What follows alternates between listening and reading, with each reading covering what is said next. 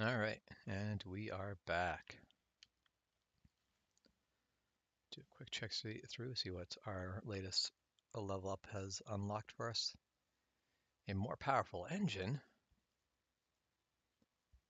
I'm going to ignore that for now.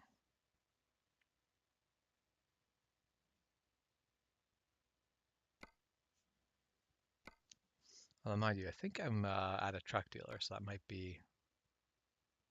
Oh, yeah, let's not take that job. We want to take a job close to me. Hey, Michael, how's it going?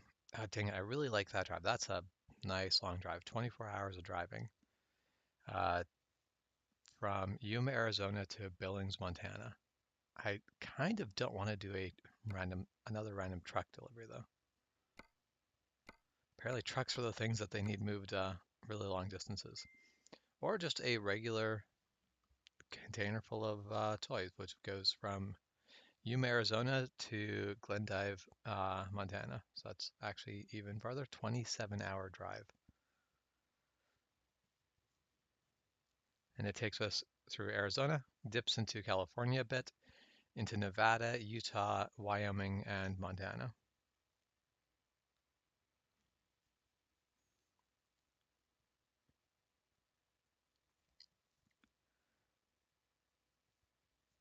Definitely does not pay the most. Like this job pays quite a bit better, but we're gonna go with the toy hall.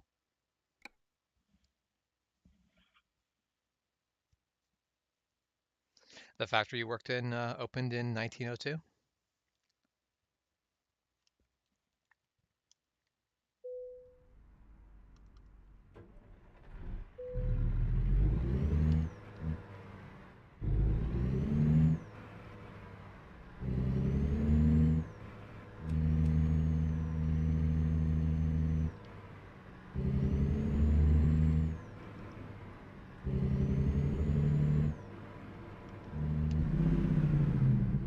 I don't see a stop sign here, so we're gonna pretend this is a yield.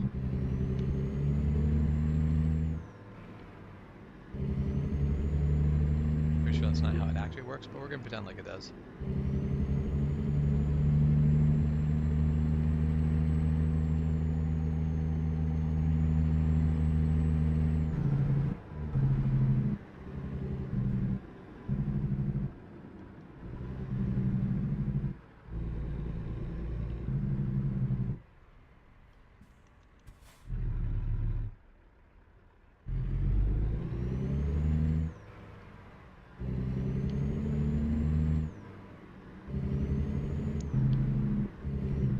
Yep.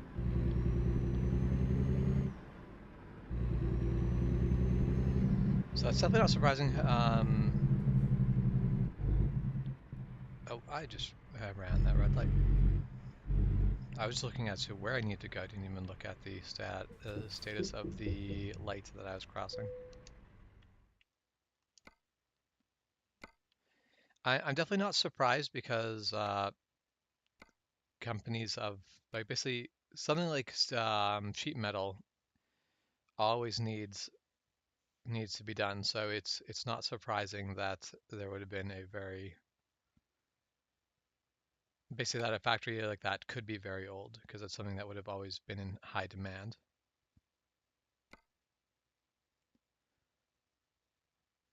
So no matter what setting I do this is actually a very light trailer.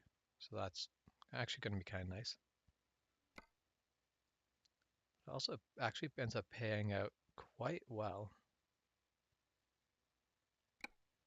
Let's see what it pays out at that. So that reduced it.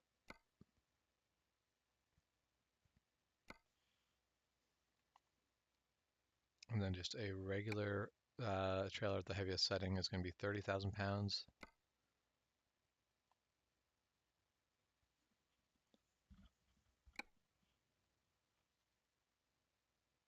Refrigerator double brings it to 31.6. Dry van double brings up to 35,000, and that's I think the best payday we're going to get out of this 1,500 mile drive. All right.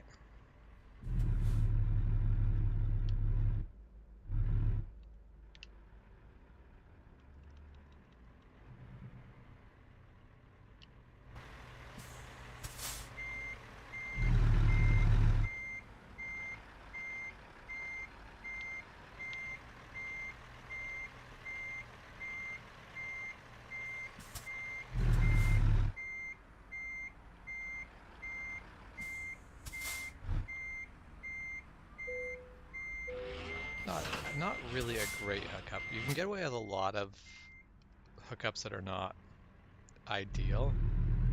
That one was probably bad enough that I would have had to actually take a second run at it if this had been real. And we're just going to go off to the right because we can make a loop around the block, and currently we're sort of aimed out in this direction, which will make the double easier to move out of there.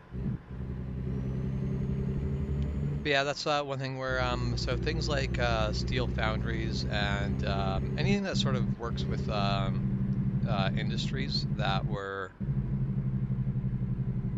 needed, like basically that were in big demand prior to things like World War I and World War II. I always kind of assume that they're going to have they have the opportunity to be very old. Because yeah, that means that your company basically was started in a world that didn't really have an idea of something like a world war. That wasn't a thing that they would have ever considered as something that could and would happen.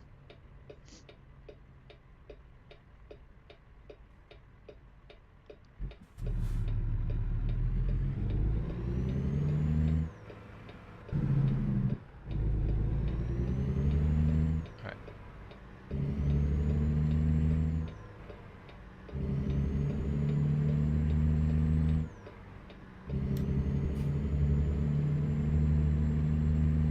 Okay, so yeah, the company is only 70 years old, but the factory they operate out of is older.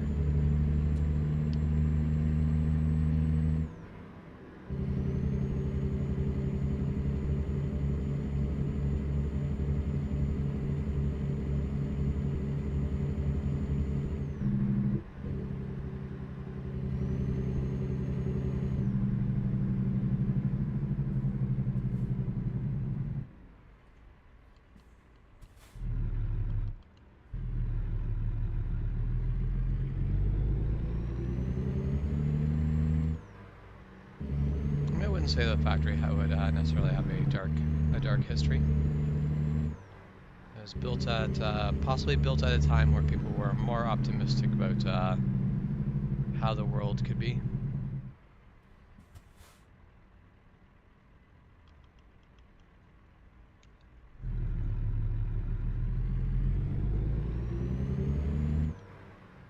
No, because I should turn my brights off. Kind of rude just sitting here with my brights on behind people. Oh, we're running this one. We're running that yellow. Definitely did turn right on us.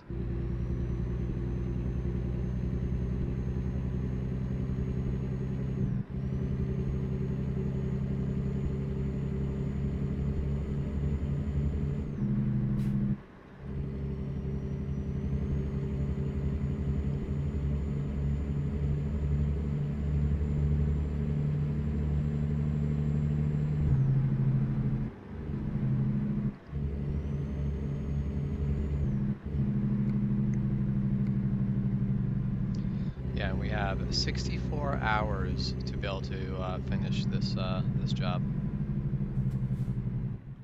So we get more than 3 days. That seems like a lot, but we're gonna have to do a couple rest stops along the way. So we're gonna eat up a lot more time than we normally would. There's 27 hours of driving in this. And we can only drive for 14-hour segments. So we're gonna have to do 2 rest stops in this delivery.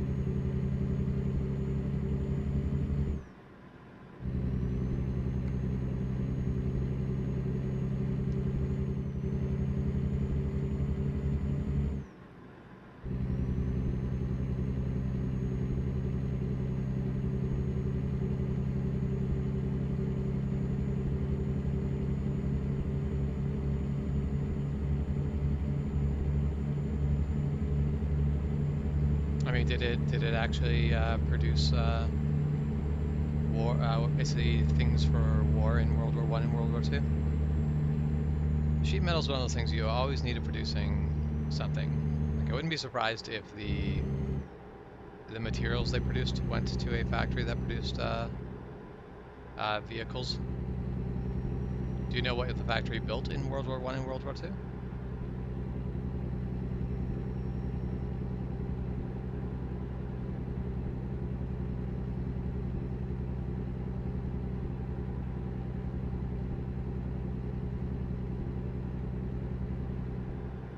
Okay, because that's the when when the country when the country was at war, it everything was basically part of that war. Nobody was basically making anything that couldn't at least be helpful in the war. But things like making jerry cans, that is a really big thing that needs to be like you need a ton of jerry cans to basically build to supply an army. But I wouldn't say that's a particularly a dark thing to be building. Building guns and building bullets is definitely arguably more of a dark thing to be producing. But there's a lot of factories in wartime that contribute to the war effort that aren't really building anything different than what you would day to day. It's just they're building it for a very specific need. What is this along our side here? Those those are some artillery pieces right there. Speaking of guns,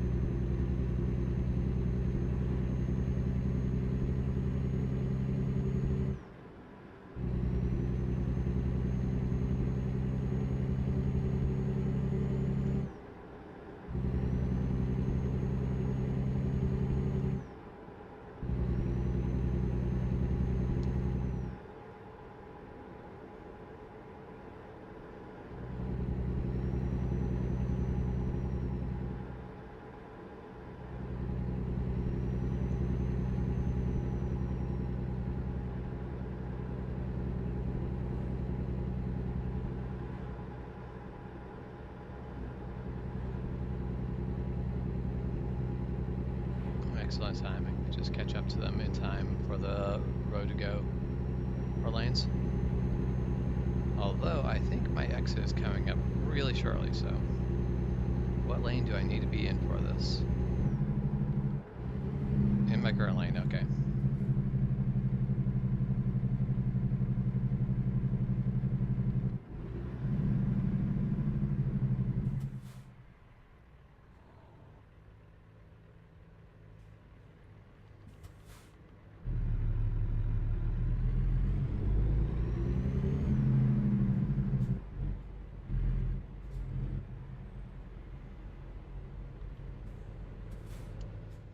So, but while we wait for that light to go, let's do our banking. I mean, let's do our driver management.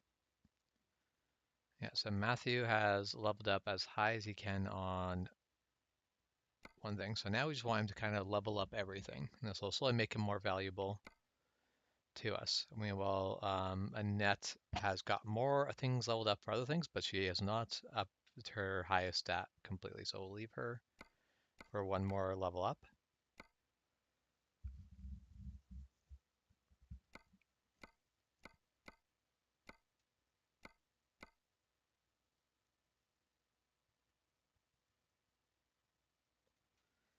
Okay. And at some point we'll revisit these two trucks and update them, but not yet. We'll wait till we've paid off our loan. So we are not in a place to pay down our loan fully yet. Although I suspect by the time I am done this job, we may very well be.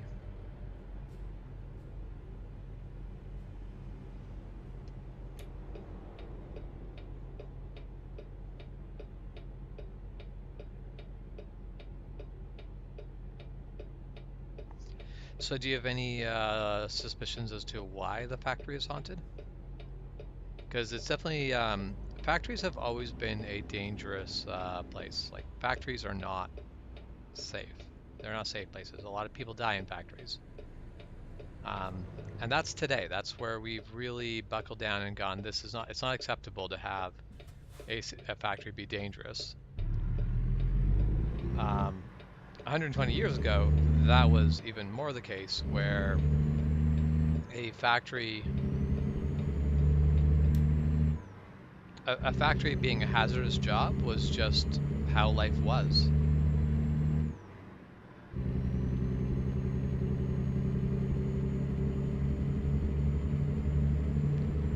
So there's definitely a lot of room for people to have died grisly deaths in a factory.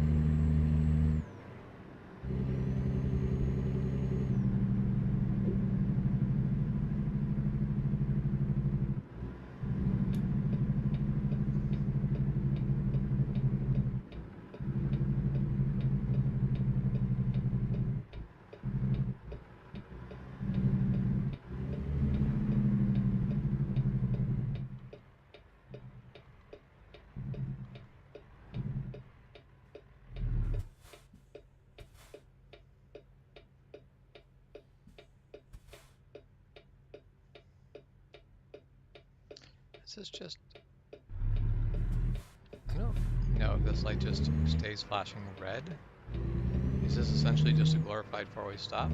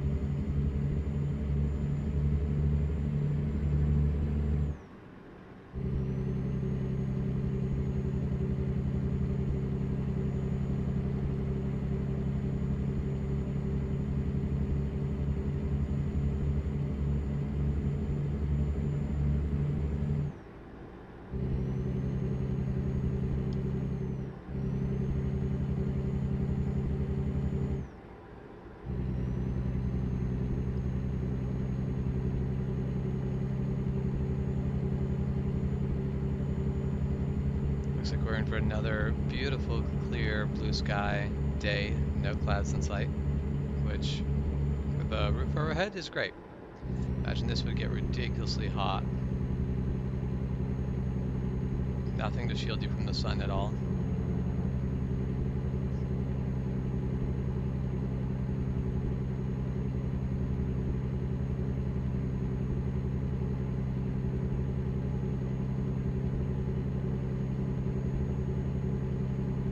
Passing through Ehrenberg. Yeah, and then as soon as we're through Ehrenberg, we have to exit, because we need to make our way north. I think up till we get to Vegas, this is going to be very much hopping highway to highway. And then after that, I think it's a much more clear run, but it won't stay that way forever. But yeah, we're doing close to the longest run you could do in the game. You could do a longer run if you were going from like Hobbs to Bellingham, but that would be the only that would be the longest run you could do in this game. I actually wonder what the length of that run now is. I were to set my destination as Bellingham,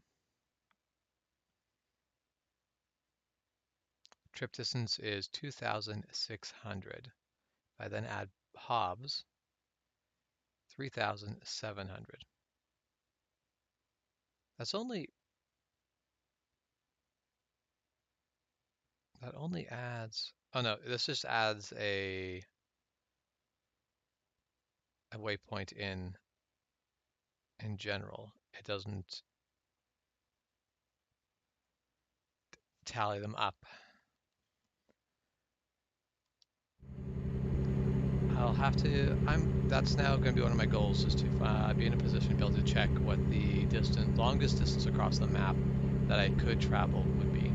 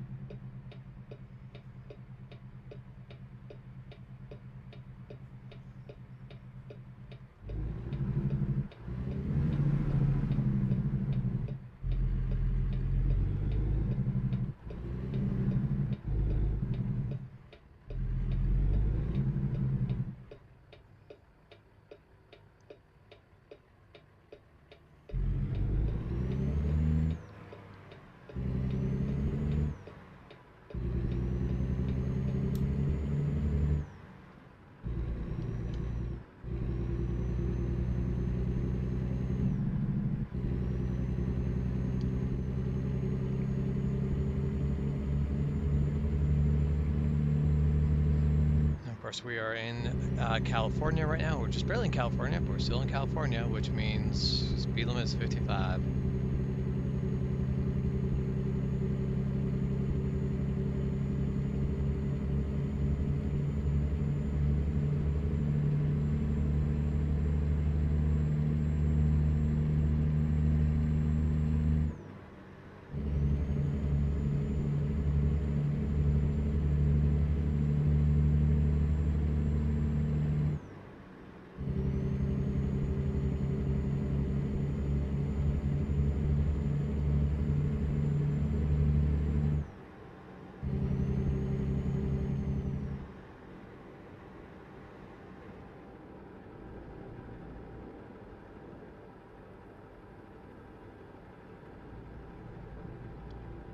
And we've crossed the border into California, which means we now get clouds. We now get protection from the hot desert sun. I'm pretty sure that's not actually how it works. Arizona is not just automatically hotter and sunnier.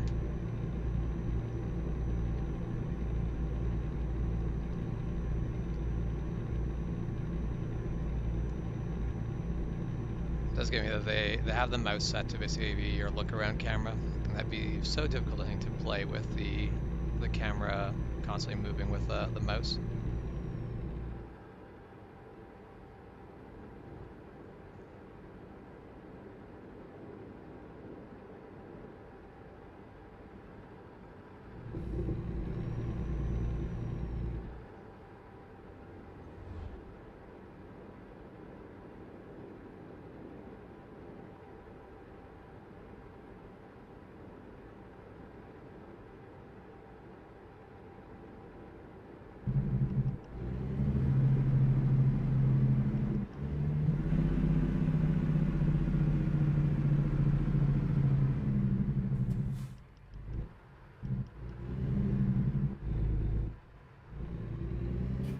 Just a random stop sign. Is this a four-way stop?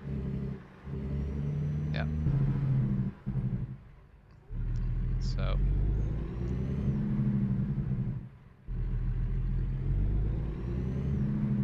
come to our stop here, no one else is waiting, so we go.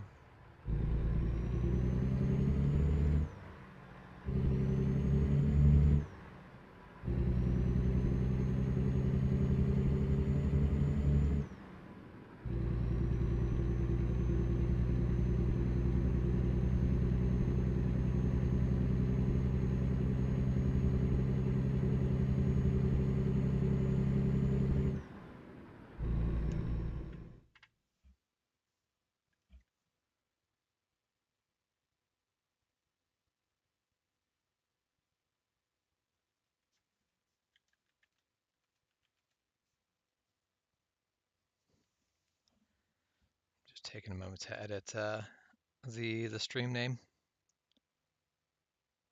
This is our longest run. Our longest run yet.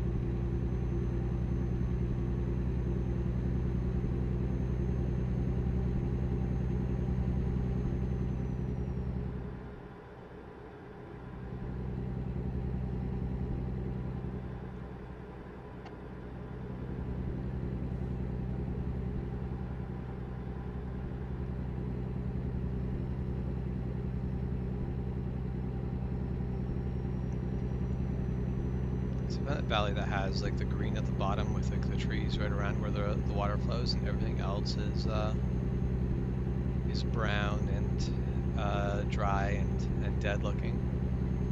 Kind of in some ways it just has this like surreal beauty, and I've seen these places in real life where just there's something about them that, like, knowing how they work, it makes complete logical sense, but they still somehow look fake. They don't look real. They look unreal, like basically they look unreal in a beautiful way.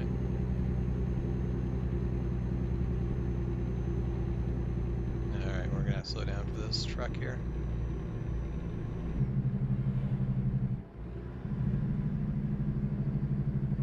Alright, well it looks like we're making I mean, he's turning over to this lane, but we're turning right onto a new highway. Just a moment here.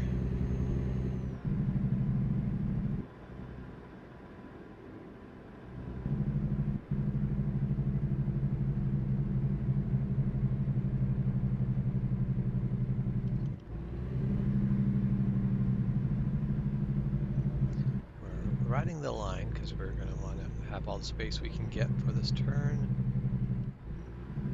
Alright, and we follow this truck.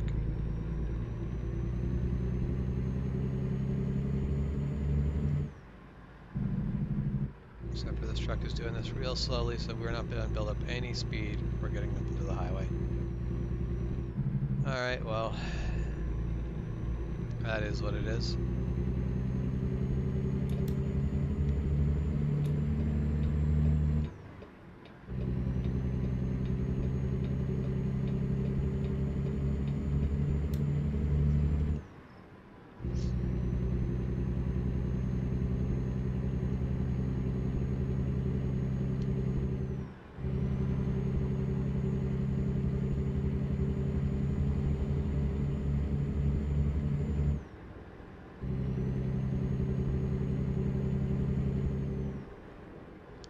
Alright, well, we're going to pull out to pass.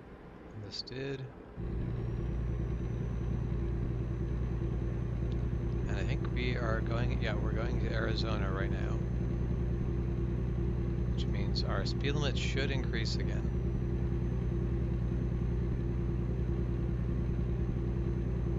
Yeah, speed limit's now 75. So we've gained a 20 mile per hour speed limit boost. Which I don't know that the game, when it sets a GPS route for you, I think it just sets the shortest route for you. It doesn't give you the fastest route. There'll be times based off speed limits and stuff like that there's probably faster routes than the ones that it gives you. Or based off how many times you have to like stop and turn and all of that. So if you can just set on a highway and go, that's usually going to be faster, even if it's a little bit longer of a trip than if you break off and go on all these sorts of side roads. Wait, what am I all tabbing up for? Yeah, that was rude of the game.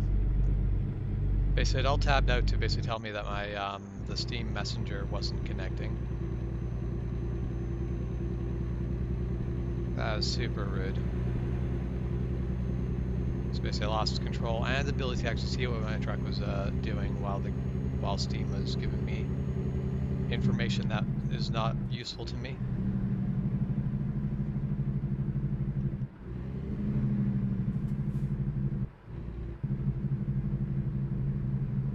Alright, we have the green light. So we just carry on through. But then we have a red light here. Alright. But here we're coming into Las Vegas, which should be a lot smoother running from here on in.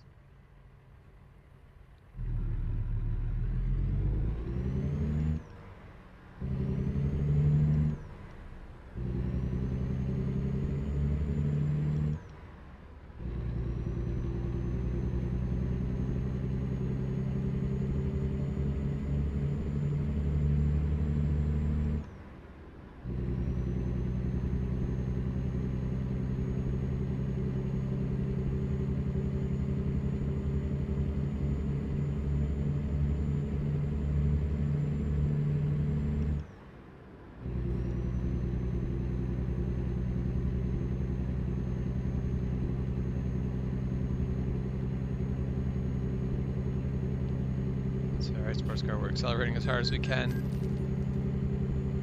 Now we paid another loan installment.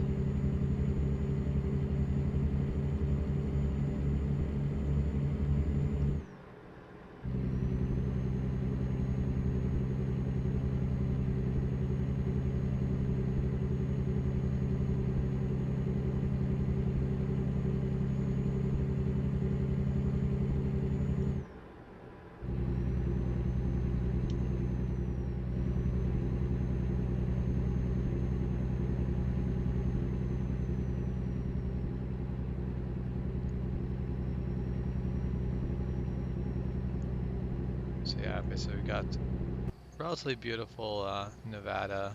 Oh, no, let's not crash into other cars. Got relatively beautiful mountains in the background. I've never been through Nevada, but I think I would enjoy the drive. I think I might enjoy it a little bit less if I was on my bike. It'd probably be really hot. Although I guess if I actually looked at it and basically found because I imagine Nevada's probably actually decent temperature and decent weather during the winter. So going for a ride south during the winter would actually maybe be a cool thing to do. Okay, it's a case though of how do you get your bike far enough south that you're not basically having to start your journey in like full snow gear because it's freezing and snowy.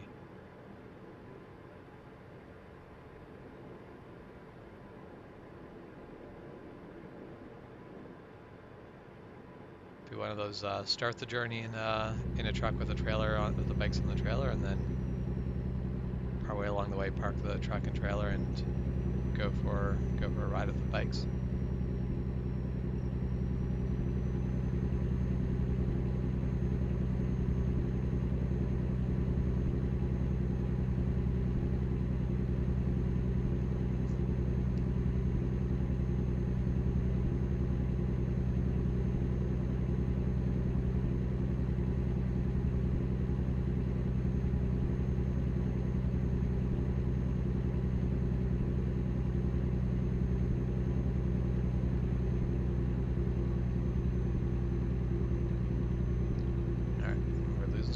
this hill.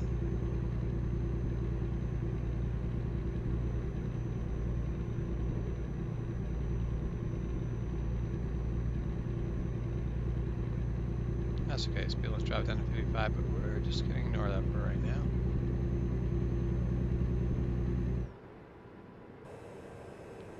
Maybe we won't.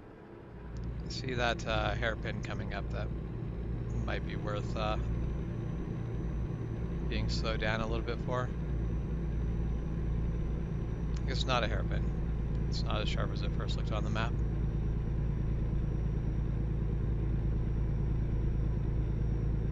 Warning of us a downhill slope here in a moment.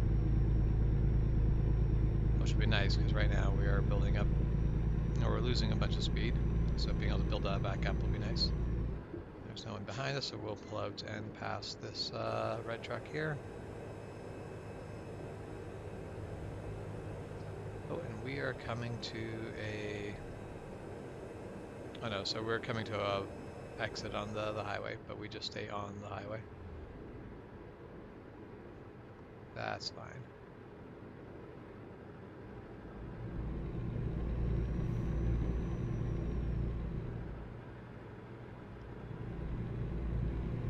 So what city are we entering right now? Is this Las Vegas? Can't think of any other large city that would be around. Yeah, this is Las Vegas. So we're basically just driving past Las Vegas.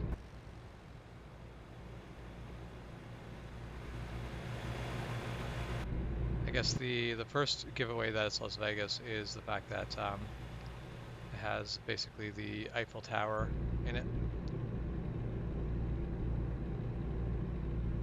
Unless we suddenly made it to Paris, that's a pretty good giveaway when you see a something like that where it's like, nope, that's out of place.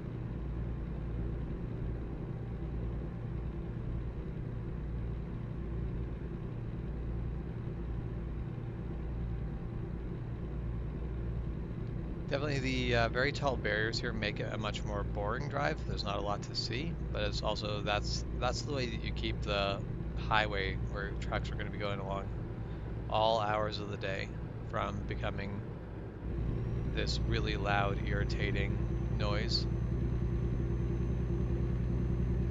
Because cities are loud. Like I spent some time living in Vancouver, which is the largest city local to me. And it is a good, like, it is a large, proper city. It is a metropolis, not a large one compared to places like Seattle, LA, and New York. I guess I would actually have to find out. I don't think it's too, that much smaller than Seattle, but it is still, for Canadian city, it's about as big as it gets. Anyway, I was living there for a while, and it took me a little bit to get used to being able to fall asleep to that much noise. It was just this background hum of noise that never stopped. And then when I got home, like basically when I moved back home, when I moved back out of the city, when I was done school, I would sometimes I would just be in the middle of the day when the city I moved to is as busy as it gets, and I'd just be sitting driving or doing something, and I would take a moment and I'd be like, man, it is so quiet. So that level of noise that you just get off of a highway is enormous, and if you don't do something to dampen the noise of it, it ends up actually causing a lot of issues for people.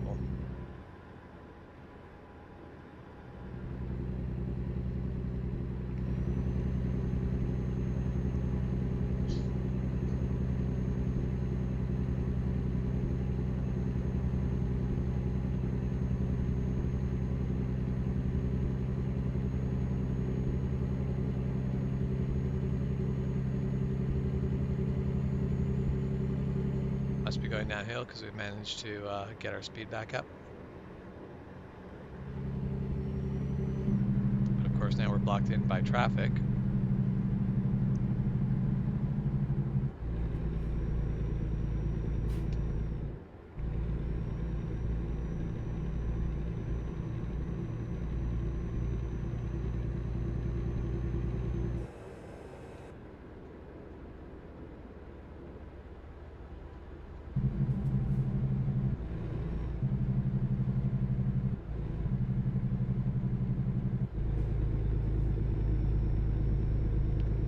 race that car. Finally moved over, but I had to scrub speed right before they did it, so not sure if I'm going to be able to actually pass them in this.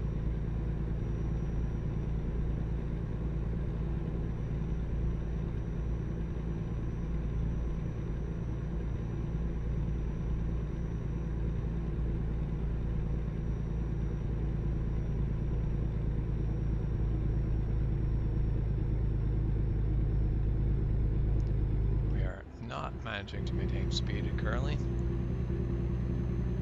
I'd have no indication we're going uphill if it wasn't for the fact that I was unable to maintain speed.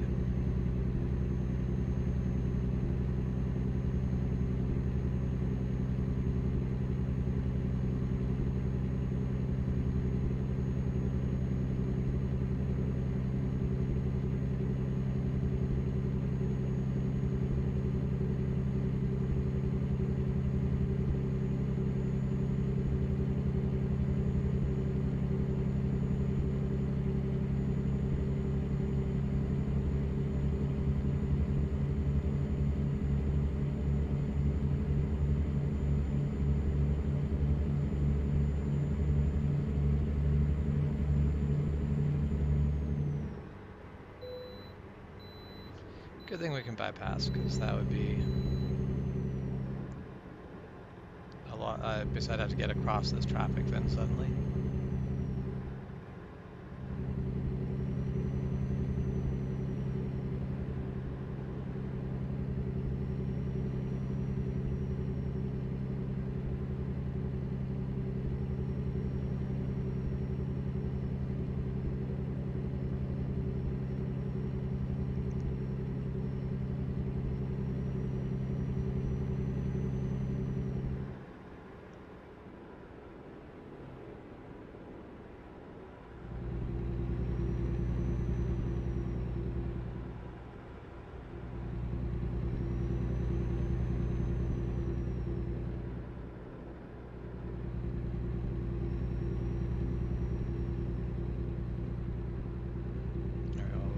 Opportunity to get over to the right lane. I was just hanging out in the left lane for too long.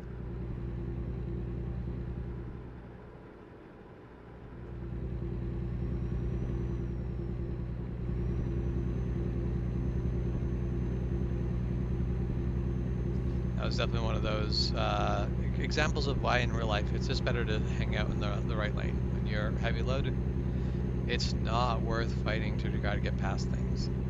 Because that was a lot of work, and basically I made it past one car.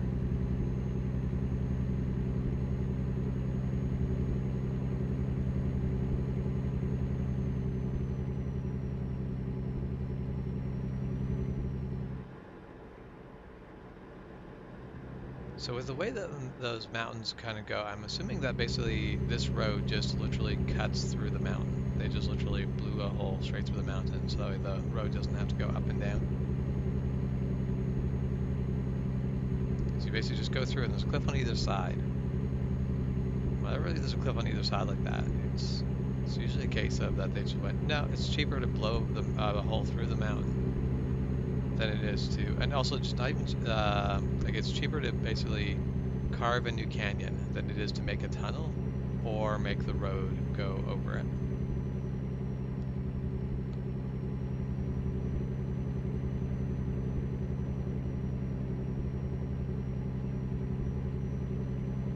Drifting over a bit, but we'll leave it because we're kind of catching up on that truck, and we didn't, or the bus, and we didn't really have anyone behind us, so we'll leave it be. And we also have to increase the speed limit, so with any luck we'll be able to accelerate the totally not a Greyhound.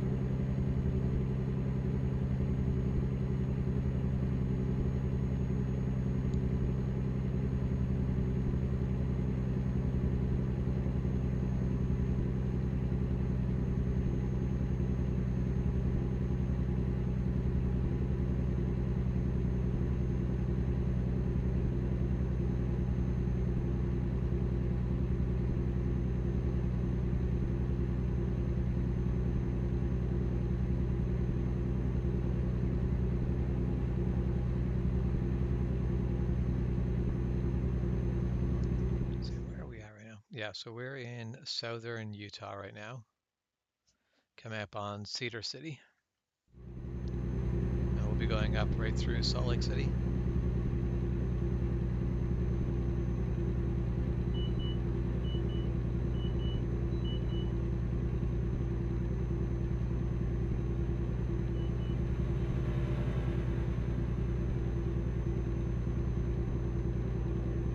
Cedar City, Festival City, USA. Never really heard of Cedar City being referred to as Festival City, so festivities can't be that great.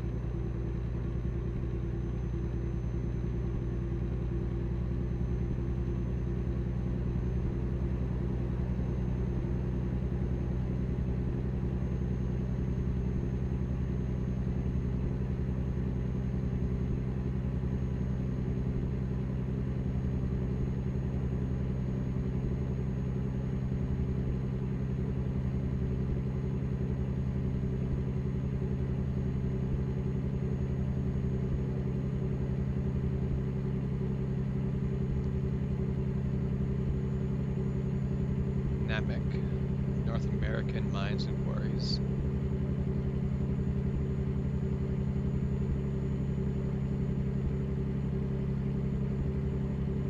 Hey Jess, how's it going?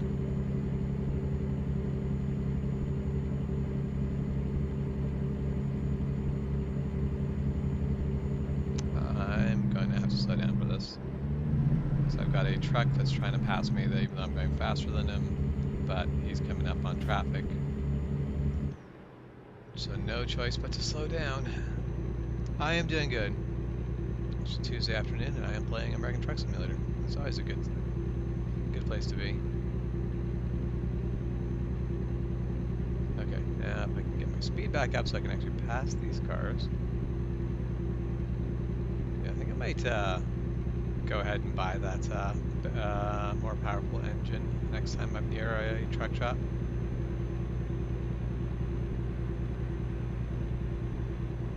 It would just be too handy to have.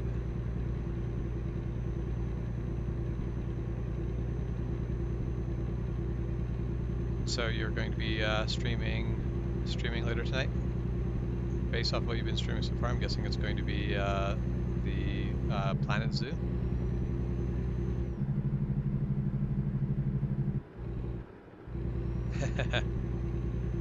That's why it goes, is you make it a good way into a game and then you're like, oh man, I could just do this thing. But yep. What would be really cool at some point is get Yumi and Juan together, basically playing American Truck Simulator convoy style on a Saturday. Maybe after we're done Valheim, we can do some of that.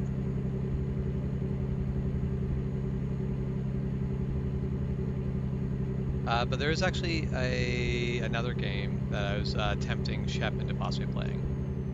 I was chatting about basically making boring games interesting, and I used Port Royal as an example. And Shep actually sounded interested in actually playing Port Royal. It's definitely one of those games that it could be a lot of fun multiplayer, just for the usual multiplayer shenanigans. Basically, the idea of Port Royal is you run a shipping company in the Caribbean, and you basically sail between the different ports, buying and selling goods to make a profit, so you can buy more ships and basically automate the routes and all of that and then basically buy property and build manufactories to basically increase the trade that you have to be able to trade. So yeah, it's very much a basically economy simulator for the Caribbean during the age of sail. It's actually pretty cool, and it is, I think it is a maximum of 4-player co-op, or not 4-player co-op actually. It's, I guess technically 4-player co-op competitive, but because you each run your own shipping company, but there isn't really you're competing to make money, not actually like you could in theory become a pirate and attack your other people's convoys, but that's not the core of the game. So it's one of those while being competitive, it honestly feels a bit more like a cooperative game because you're all against the pirates together. Like basically taking out the pirates is everyone wants to take the pirates out.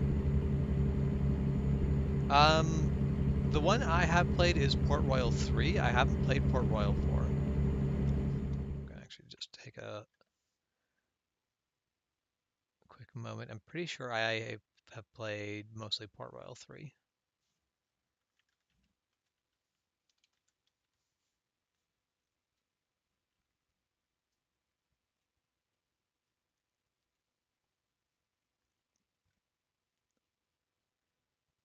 Oh yeah, Port Royal 4 came out very recently and it is single player only. Port Royal 3, on the other hand, is multiplayer.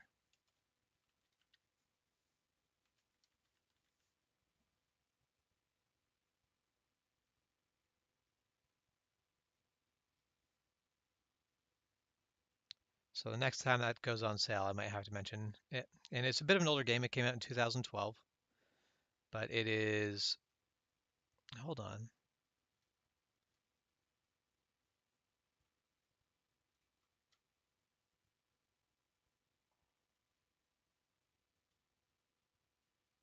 Yeah, multiplayer for up to 4 players.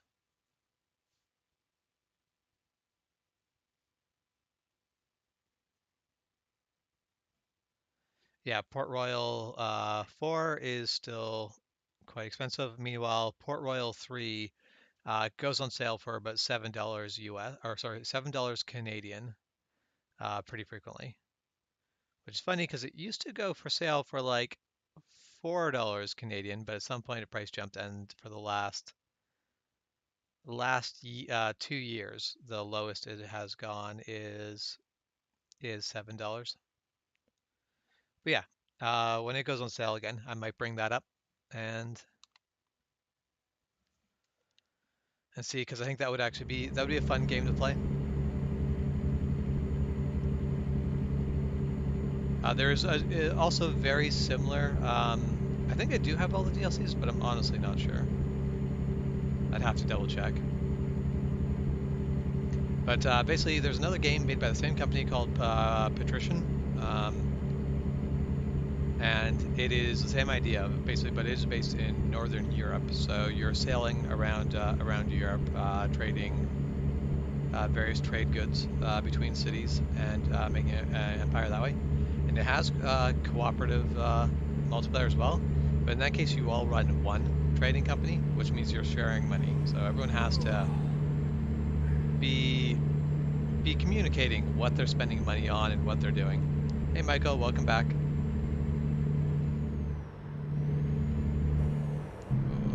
Well, we're going over here.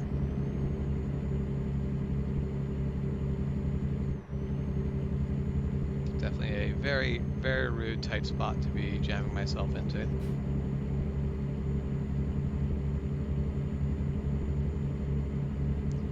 Well, and that's like, there's certain times like I would like to play Parkitect, even though it is shared resources for multiplayer. Just because in the fact of like building a theme park together, I think that could be fun and pretty perfectly fine. But when the entire thing is you need to be spending money in order to be able to make money constantly, like I roll into Portland, I need to be able to buy $30,000 of spices. If that $30,000 of spices isn't there, I can't turn that around to basically, I can't buy spices to go sell spices if someone else has used the money. So because of the fact that it's always money comes in, money goes out sort of gameplay, it's different. With something like Parkitect, money slowly just sort of builds up and then you spend it on things. So you can kind of communicate and go, oh hey, I need to spend $10,000 on building a roller coaster, and that can work. But it doesn't work so much when it's like, oh well, I rolled in port and I need $40,000 to spend on trade goods, but somebody else just did the same thing somewhere else.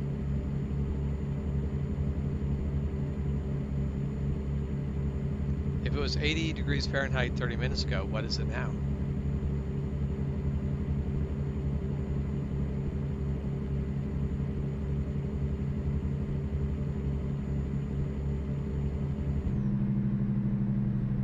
So of course, big slow vehicles hogging the left lane.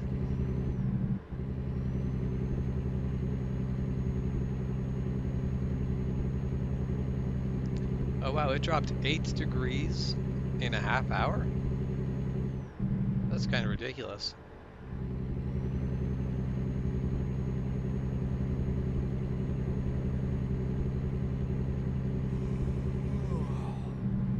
Oh, I should be looking for a place to pull over. Preferably along the route. I think we'll make use of that that stop right there. But we'll also need to pull over the next time we see fuel,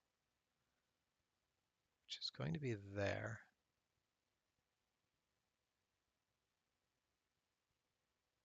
Or actually, yeah, it doesn't really matter. But okay, let's see how the next checkpoint is an hour and 47 minutes. This one is an hour.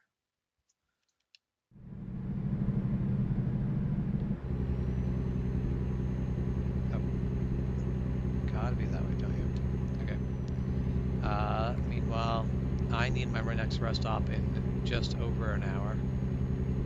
So yeah, we'll pull over the next place. Basically at that first check stop.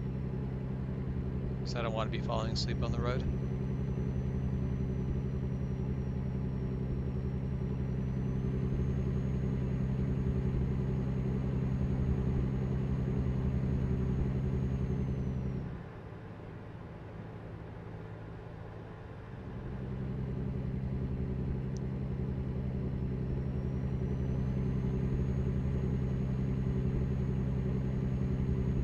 Where I am headed is, was it ever?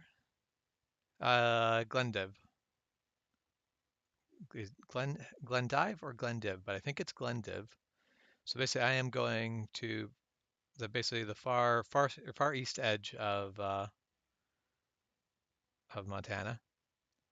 And that is, so one of the goals that I have in this game is I want to know what the distance from Bellingham to Hobbs is, because I think that's probably the longest route you can do in the game at the moment. This is relatively like, because I went from Yuma, Arizona to Glendive, Montana, and I think this is close to the longest run you can do, but definitely not the longest. Because if you went from San Diego, you get that little bit of extra distance, and then to Sydney. But I think the longest distance is going to be stretched in the other direction. Hey, Farming Sins, how's it going?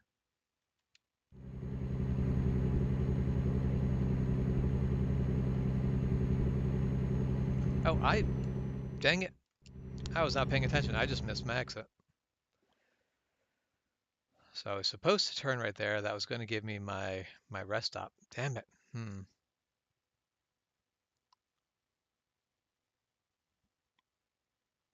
I'm going to have to rethink things a bit now. Actually,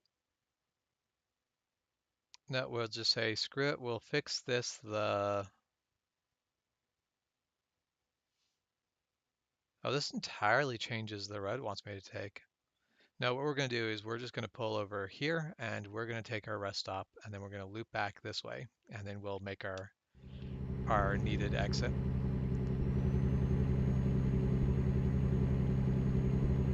Was not paying attention to the map.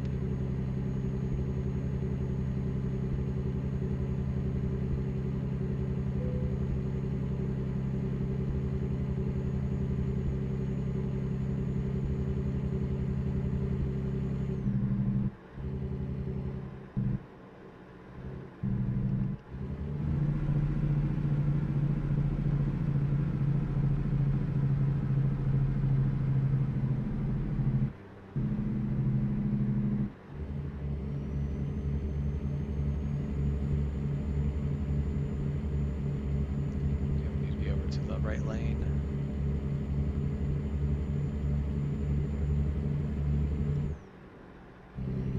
Yeah, I do kind of hate in this game that when you basically, if you take your rest stops, you slowly basically push time forward. Basically, you're always getting up earlier and earlier in the morning because the way the rest stop time is set up is that if you wait exactly till the precise second that your rest stop needs to happen, then you will stay on the exact same shift over a 24-hour period. But most of the time what ends up happening is you're going to go and stop to sleep just a little bit early because often there's more than an hour between rest stops. So you don't just have the ability to wait until it actually is exactly that time without risking actually falling asleep on the road, which is not a good thing to be going through. Something you definitely don't want to subject yourself to regularly. That means if you go to rest a little bit early, then you end up waking up a little bit earlier and going, basically creeping the time slowly forward. I wish you could basically set where it's like, no, I don't want to rest.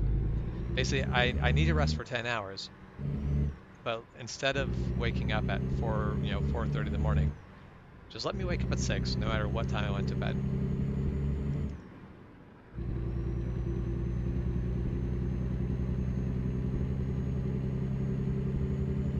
Okay, so that's a case of I've actually made it shorter by having more of the DLC. That's kind of funny. Yeah, so 1,800 miles, currently the longest trip that you can do in the game. Which is funny because the basically the perk that I unlocked last gives me a bonus for traveling more than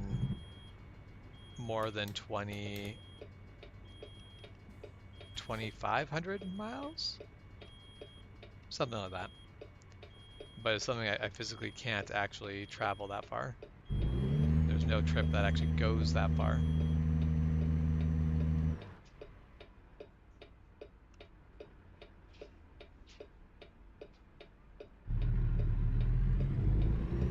Yeah, there's part of me that would really love the idea of adding mods that give you Canada, but I'm actually really hoping that that Canada eventually one day gets released as a non-mod, like as an actual official thing, because that would be super cool to see.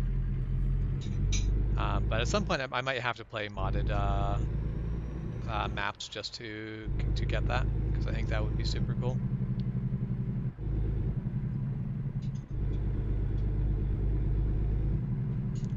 Okay, let's get in here, we'll fuel up and rest for the night.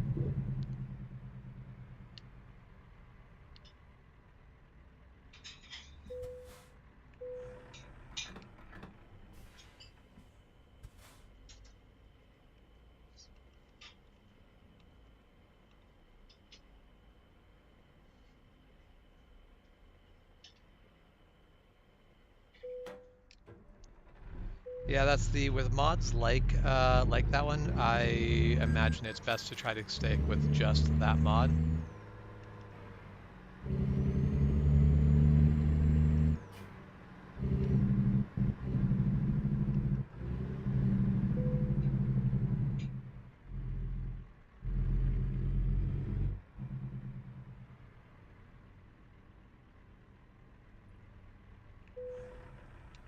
Alright, and we take our rest break.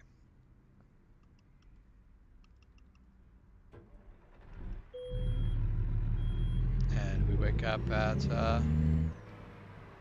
5:30 in the morning.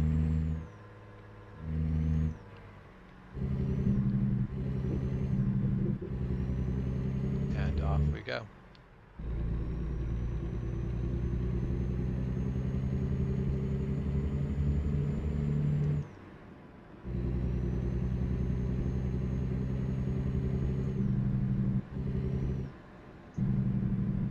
So sorry, Juan has 3 border crossings today? It seems like a lot of border crossings. Or just 3 border crossings for the week. We have our advanced turn.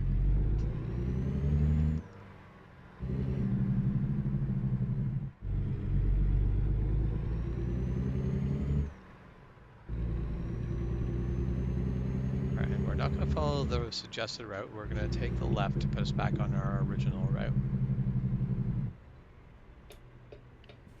So I'm pretty... Okay, cool. I was not sure that the trailer cleared the railroad track. It's not a particularly long trailer though, so shouldn't be surprised. Oh, I'm 12th gear. That's not a good place to be trying to take off from a stop.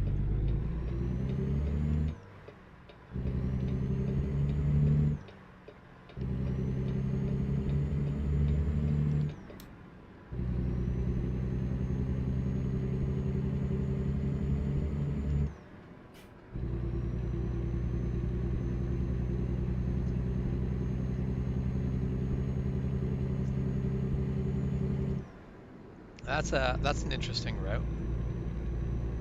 That's a lot of driving, but I guess that is the job. Point A to point B to point C.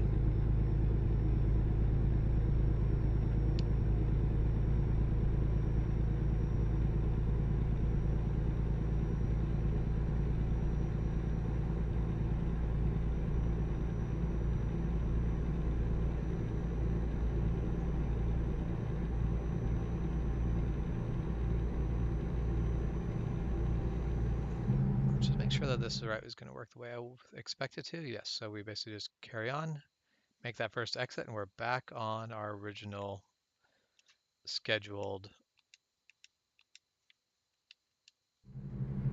Nope, nope, that was not. I did not want that.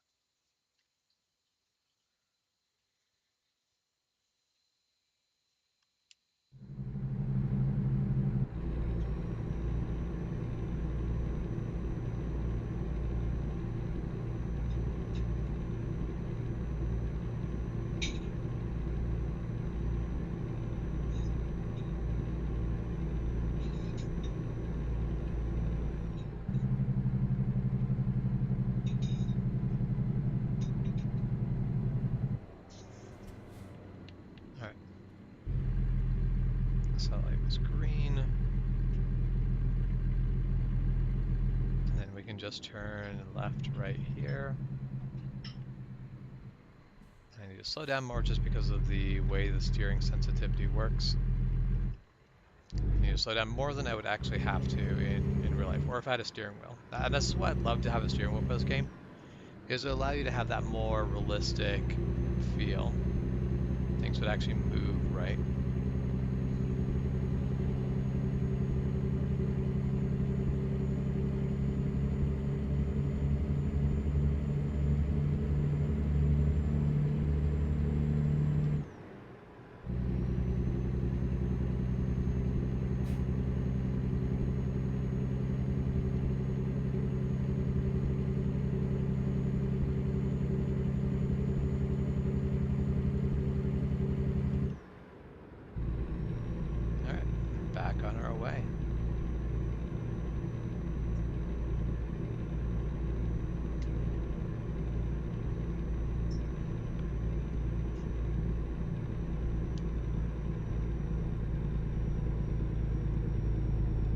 Not gonna be able to maintain speed up this hill in 18th gear.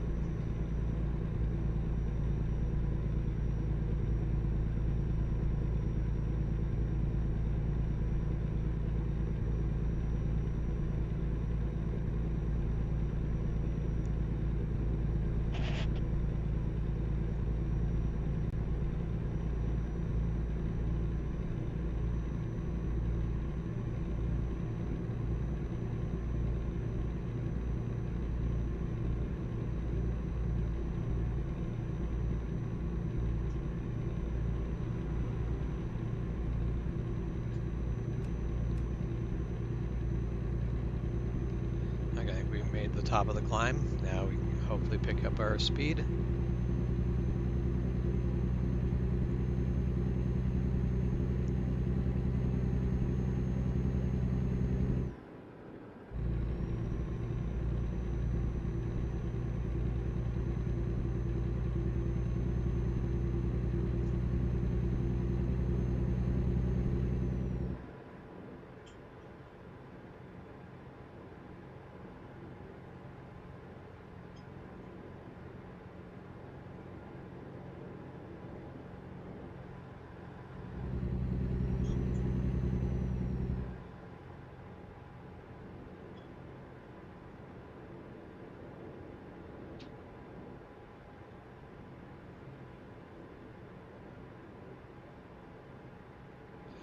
Definitely always think of Utah as being a very dry, deserty place as well, and I honestly don't know quite why. Like, I think I just think of it as Salt Lake's being a desert thing, so therefore the state that includes Salt Lake City should all be desert.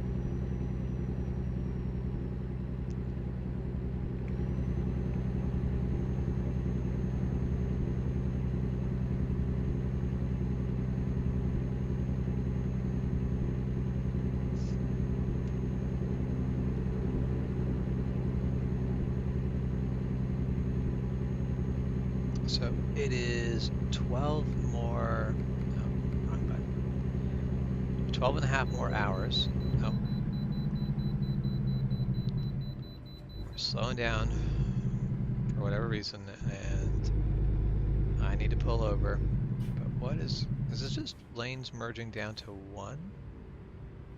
No, that's the truck in the left lane needs to move over, and he's being a dick and just blocking everyone else. So that entire section of highway just had to like come to a crawl because this guy was hoping he could bypass the scale, but good.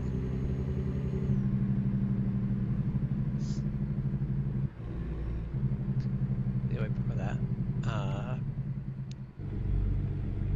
So next rest stop is just before I would be able to make delivery. So I'll probably have to stop, basically stop and rest one more time.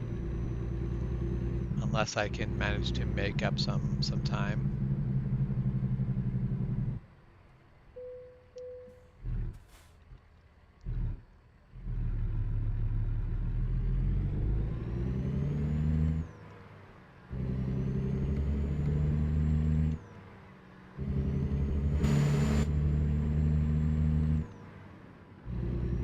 Now I should be able to take up a lot of speed to get out of here good and quick, but these trucks in front of me aren't going to do that. So now I'm going to be stuck exiting at 20 miles per hour instead of the like 40 I could probably get to.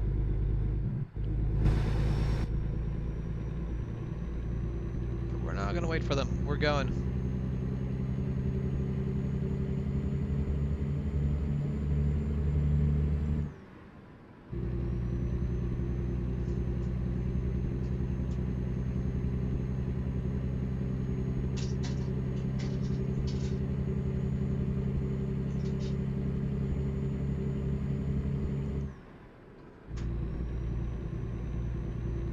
So that's the thing of I've never been to Utah. Everything I know about Utah is like I don't have a real geographical idea of what Utah is actually like. Like basically I know where Salt Lake City is off the top of my head in Utah, but that's it. No other part of Utah has any real like. I know Provo is south of Salt Lake City, but if you asked where Provo is in Utah, I'd have no idea. I'd have to look at a map. I don't know of any of the things that are in Utah where any of them are. Utah is one of those states that doesn't really come up often enough for me to really learn a lot about the state. The only thing I know about Utah is Salt Lake City and Mormons.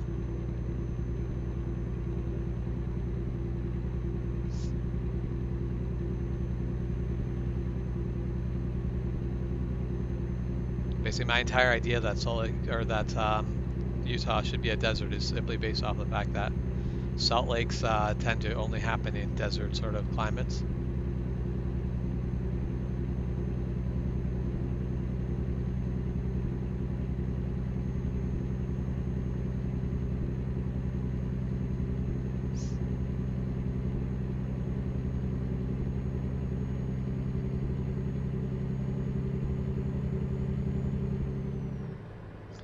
Yeah, I actually know quite a few people from Salt Lake City or the area around it, but yeah, just Utah is not one of those things that people tend to talk about. So I have I don't have a lot of ideas in my head of what Utah is supposed to actually be like. Like I've got a lot of ideas what California is supposed to be like, Oregon, Washington. I have a lot of ideas on what Colorado is supposed to be like. Wyoming, Montana, and Idaho. I've been through all of those states, so I have an idea of what the states look and feel like from my time actually driving through them. But yeah, it's like, I guess it would be the same with New Mexico. Like, my idea of New Mexico is similar to Utah, except for I feel like more TV shows have like taken place in New Mexico. So I have some visual of what it's supposed to look like, even if only fictionally. No, you actually already told me that your mom got a new car. She got a Jeep.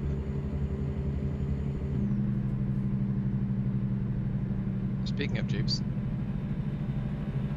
that might be your mom passing me right there.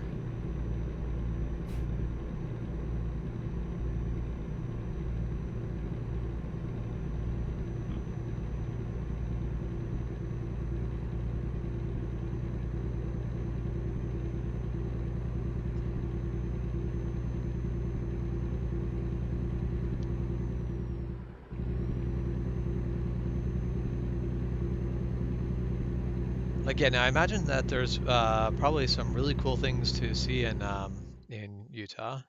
Okay, we are out of Utah.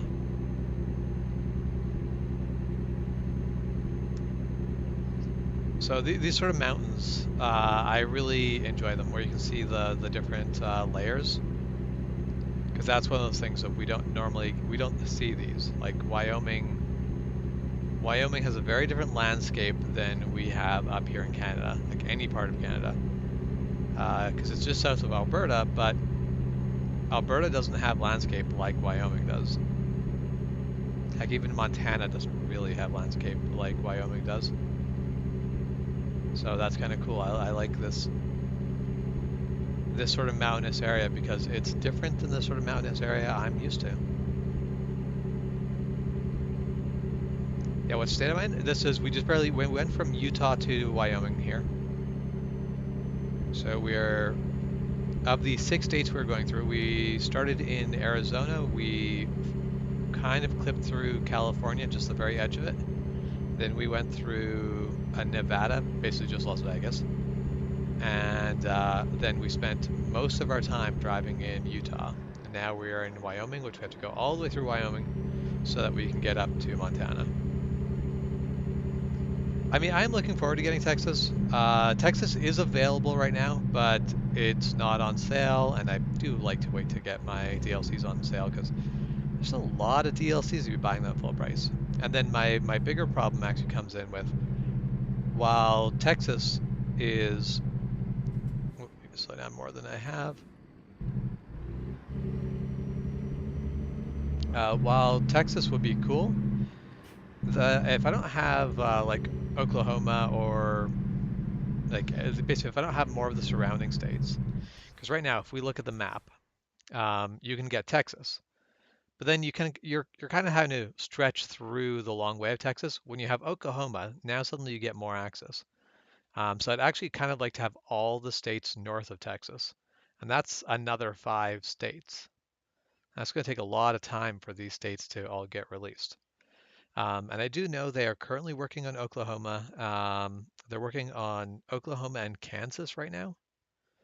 So Oklahoma and Kansas will be out soon. And I feel like getting Texas when Oklahoma and Kansas are out might actually already be a good point, because at that point you don't get kind of stuck in this weird shape. Because I remember early on they had Oregon and New Mexico out, but this was before they had Utah.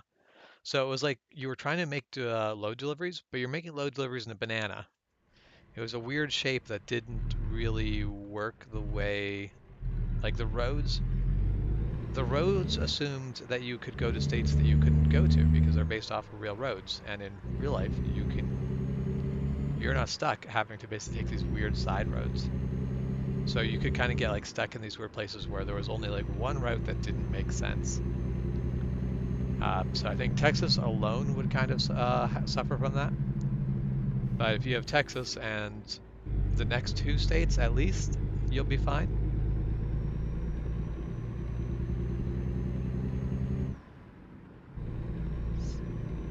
Yeah, and that's the thing. Like if you're sort of in the core of the state, it's a big enough state that it won't matter.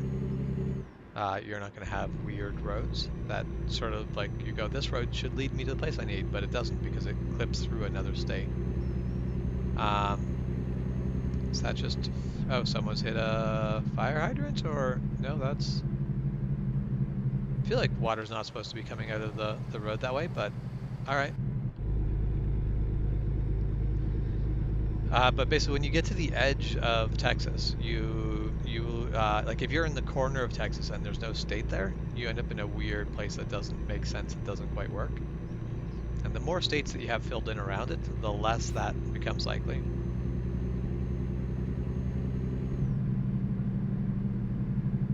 Oh, we're using this as a passing lane because people are doing dumb things.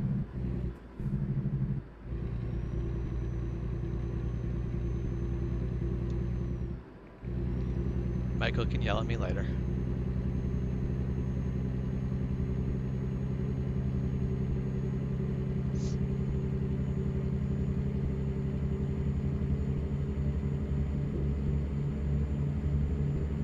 And that's where Texas is big for a state.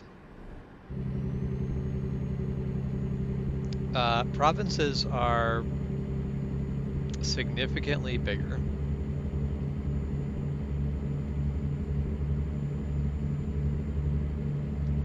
So Michael, you may enjoy it. I watched a YouTube video the other day that was titled "Canada's Not a Country. It's just 5 separate, or it's just 10 separate provinces and 3 territories."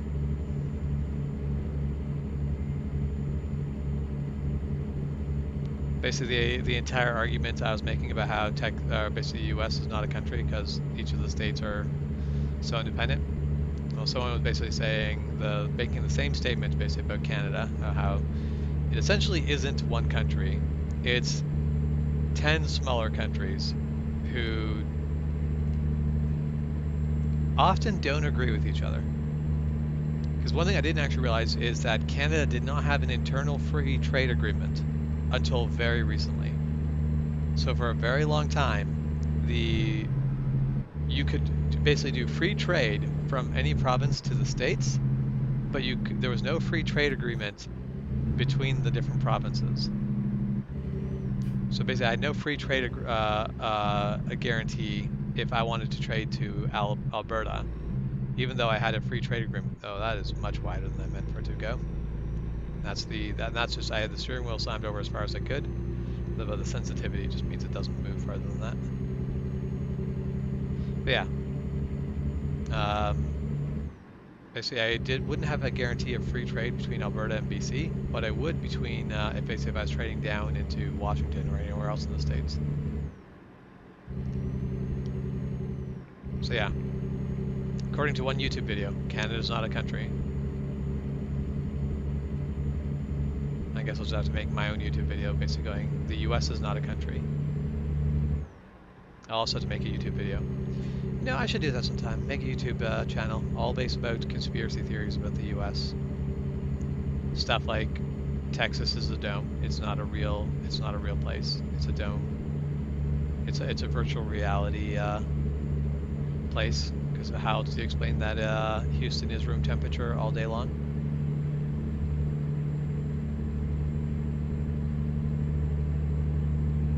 So that's the thing. Like Canada also doesn't get to make that. Like the free trade agreement between the provinces wasn't written up by the provinces. It was written up by the federal government. But it is a case of in Canada, when you are foreign investors, you are actually looking at dealing with the provinces separately. And the same thing for like the European Union doesn't trade with America. It trades with California or Texas or whatever. It is not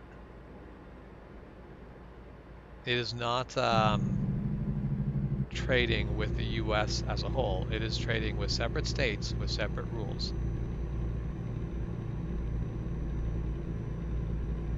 Yeah. Brexit was so successful that I would think it would be a great idea to try to imitate it.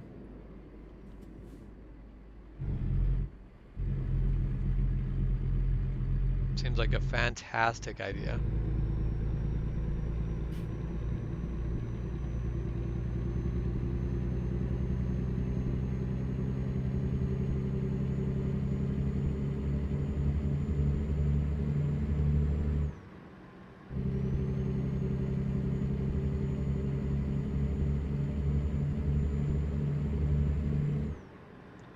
Yeah, like, so the thing is, like, so both, basically the way that Canada and the US are both set up,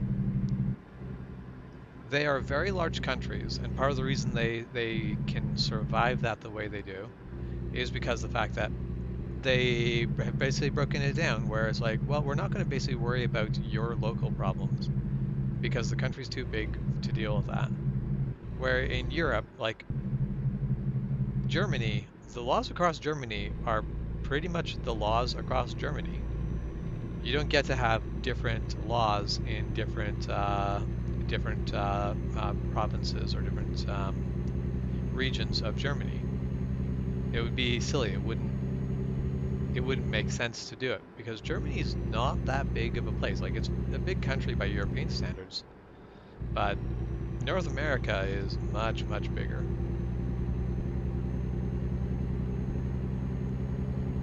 So it's a thing of having separate rules from one area to the next doesn't make sense there. But like, if BC wants to have different traffic rules than Alberta, it actually does make sense. Like in Alberta, you can have your pickup truck towing an RV trailer, towing a boat trailer, and that's fine. There's nothing wrong with that. You can do that without any issue.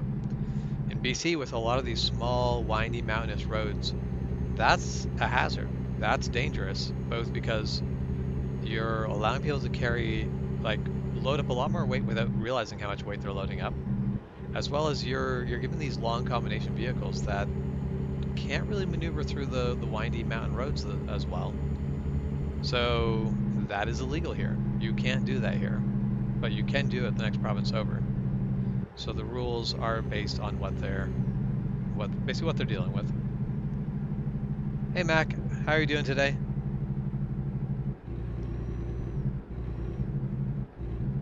Or if you're already gone, I hope you have a good day. We will see you later.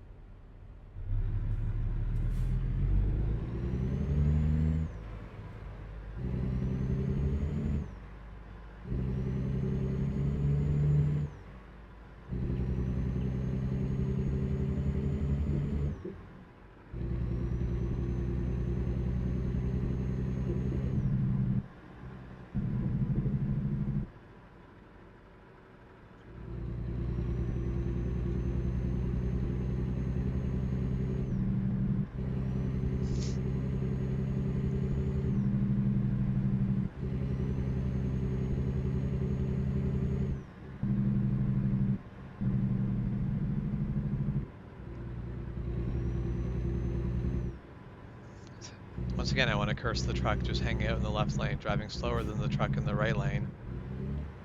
But I am also a truck just hanging out in the left lane.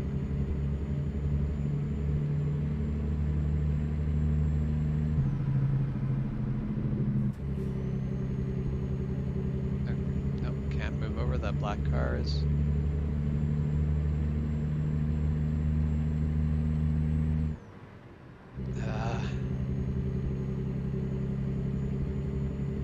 Okay, yeah, now this all comes down to a merge.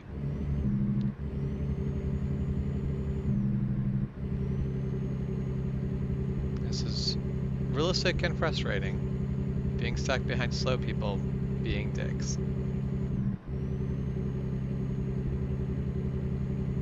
All I know is if I was the person driving that highway patrol, I would have pulled over that big rig and been like, what the hell do you think you're doing?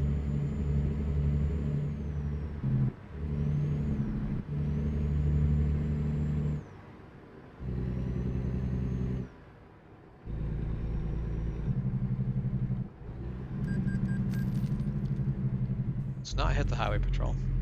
That would be bad. Would be highly not recommended.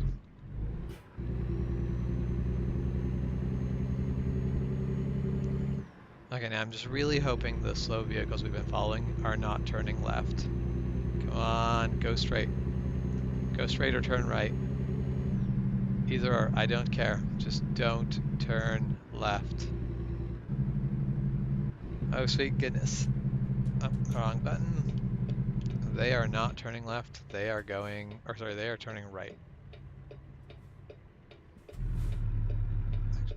Is that just, they stop, I just go through straight? Yeah, okay. I definitely stopped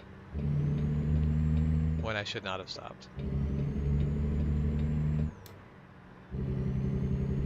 I saw the overhead signs and I just assumed there was red lights there.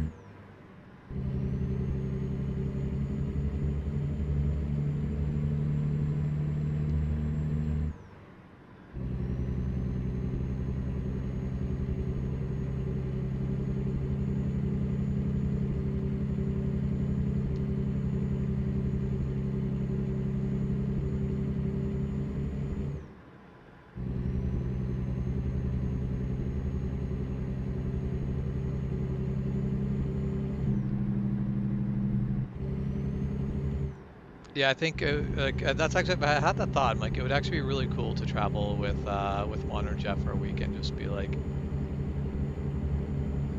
have basically react to, wait a minute, this is how it goes. I have never been through this part of the map before. I've never seen these rock tunnels. These are actually really beautiful. But yeah, it would actually be really cool. The tougher part would be to figure out how to sort out sleeping for a week in a truck. There is not a ton of space, and I'm pretty sure Juan does not have the bunk bed set up in his truck.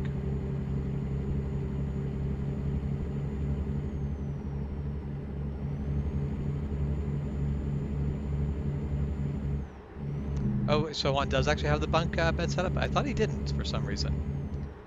So I feel like I'd be fine with it. I'd be fine with doing a week of basically travel with Juan.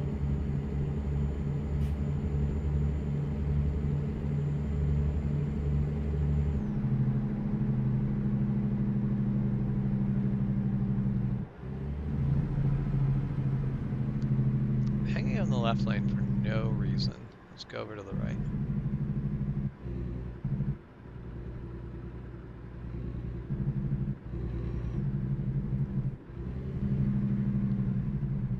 Not sure why that cop is just stopped in an intersection, but all right.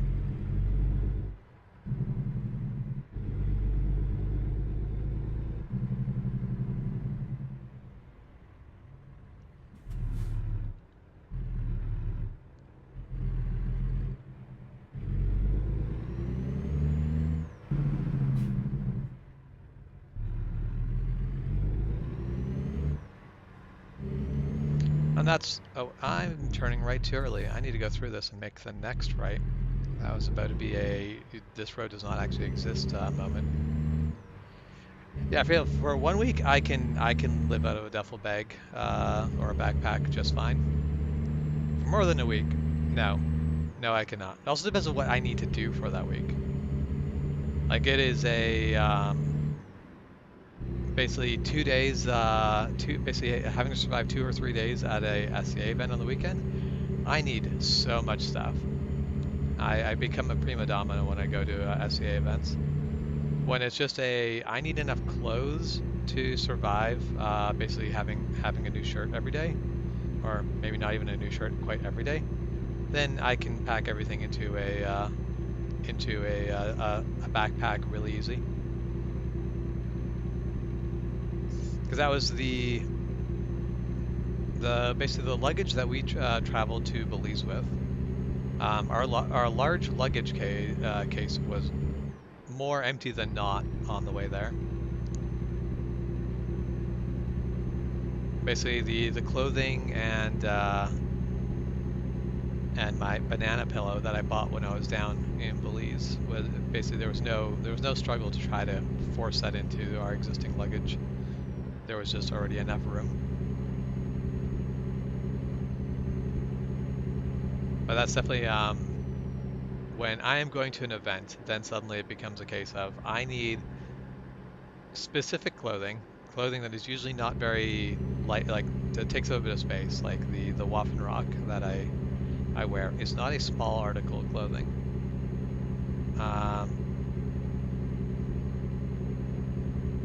And then also the fact that I need basically a fencing helmet, all my swords, different pieces of armor, and all that stuff.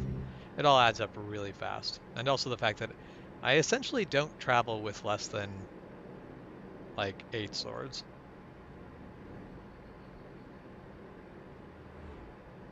So I eat up space really quick. But like when we're going to an SCA camping event, I will basically I can fill up the trailer that basically I guess that you guys gave me with stuff really easy. But that is a case of we have a big setup. We're really we're doing things there. We're doing very specific things there that require their own stuff. So it's a very different sort of situation. The level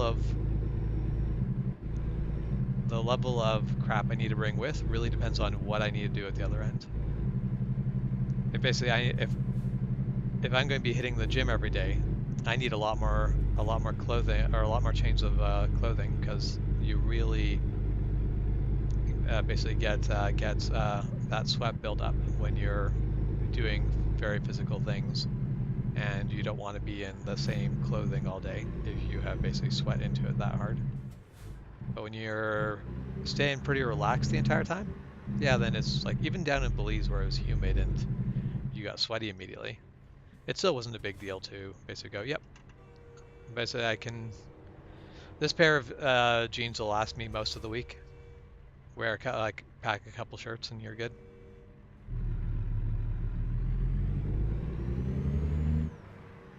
Sweet, they both went left and right and the road is open for me. My time to shine.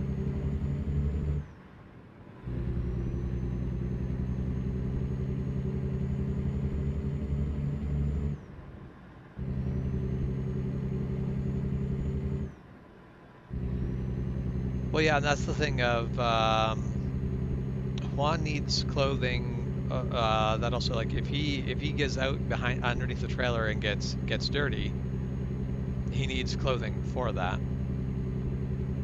Where just to survive the ride along, you need a lot less.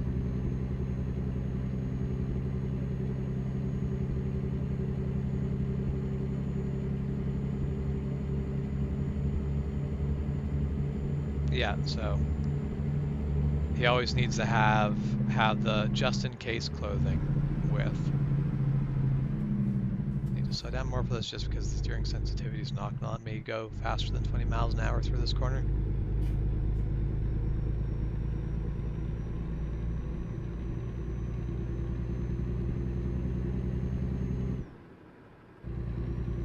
Just need to convince enough people to watch these live streams to warrant buying a steering wheel for this.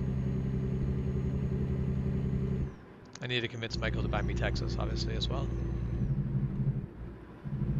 It is funny, I do really look forward to running in Texas, but I'm not quite ready to buy the DLC yet. Yeah, steering wheel would make American Truck Simulator a lot better. I think I can pass here. That is not going to be a safe pass. Except for now, that truck is slowing down like crazy.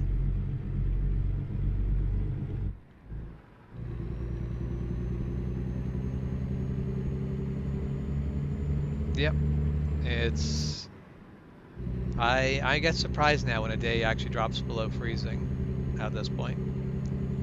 So we're getting to the point where it's starting to feel very spring-like.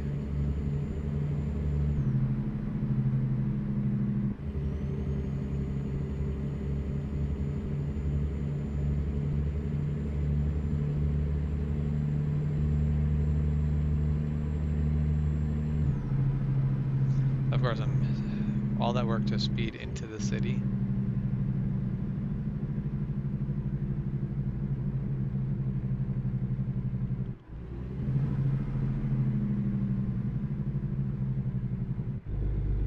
I am really looking forward to spring here. There's a lot of things I want to get going that rely on spring. One of which is I want to get back to riding. I saw somebody on a motorcycle yesterday and I went, you know, I thought about that. I looked at the weather, thought about it and went, nope. Nope, not ready to do that right yet. It was 4 degrees. I want it a little bit warmer than 4 degrees before I'm getting on my bike.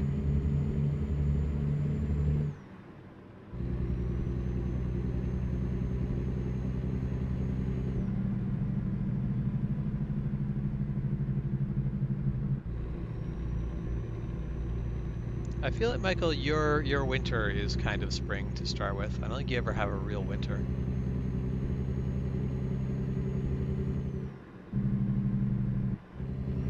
Our winter out here is really honestly barely a winter. Our winter lasts for between 2 weeks to a month most of the time. The rest of it really is just the outer edges of spring. Okay, where do I need to pull in for this scale? So right over here, okay.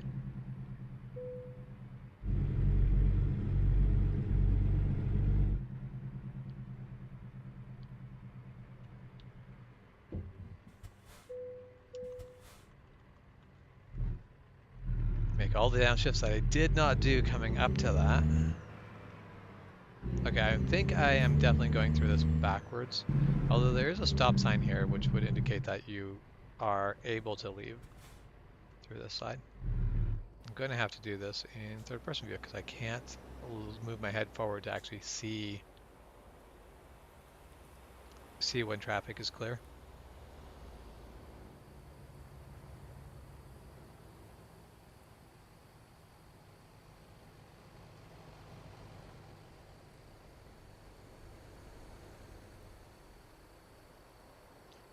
Alright, so that bus is going to turn on, and then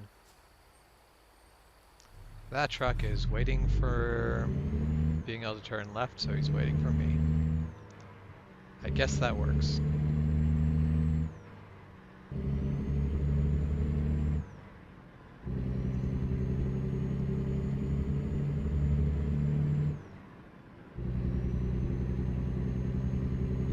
Yeah, that's the melt should start any time now. The heat should start getting up into the higher altitudes, and then you're going to get that flow of water down the mountains. That is definitely going to be happening real soon.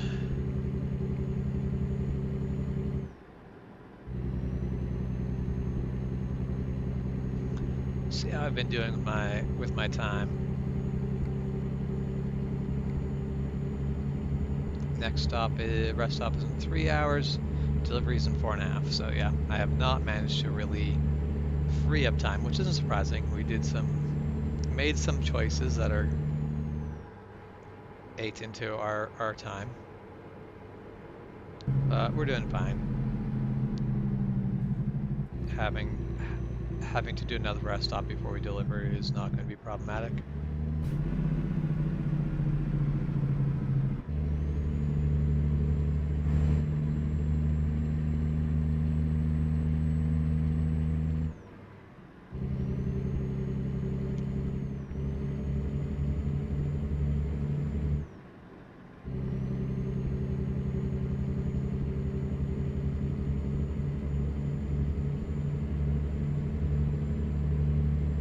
Yeah, that is the one thing. If the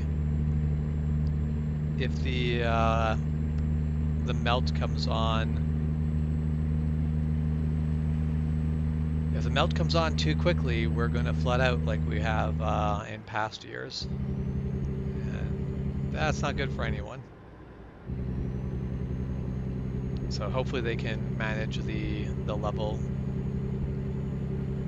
correctly. I'm sure that's a very hard thing to do, to just correctly estimate how much melting we're going to get. No, we're slowing down again. We've got the train alongside of us. Which Laurel, yeah, so as we just went into Montana. We're in the last stretch of our journey here. Oh, And this is the turnoff. Good thing I noticed that last minute.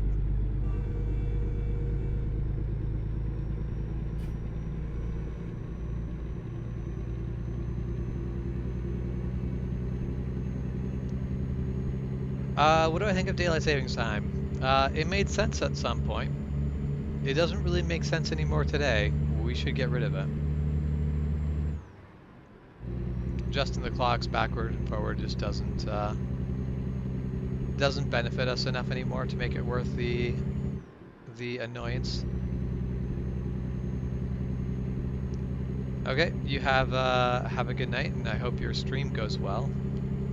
I will be out busy teaching. Oh God, blood again. I will be busy teaching sword fighting while you are streaming, so I will not be able to spectate and comment.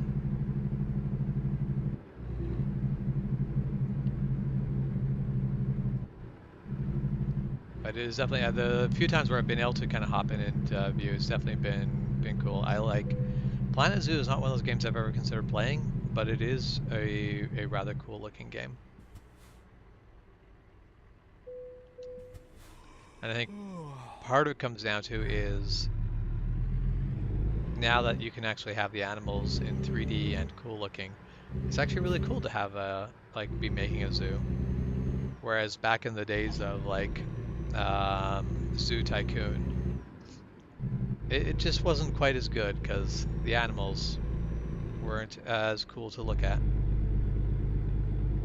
Yeah, and that's the thing. It's like a typical Tycoon game, and that's what the original Tycoon game was really only about the Tycoon aspect because the animals just weren't a strong enough selling feature graphically. But it was still a cool game.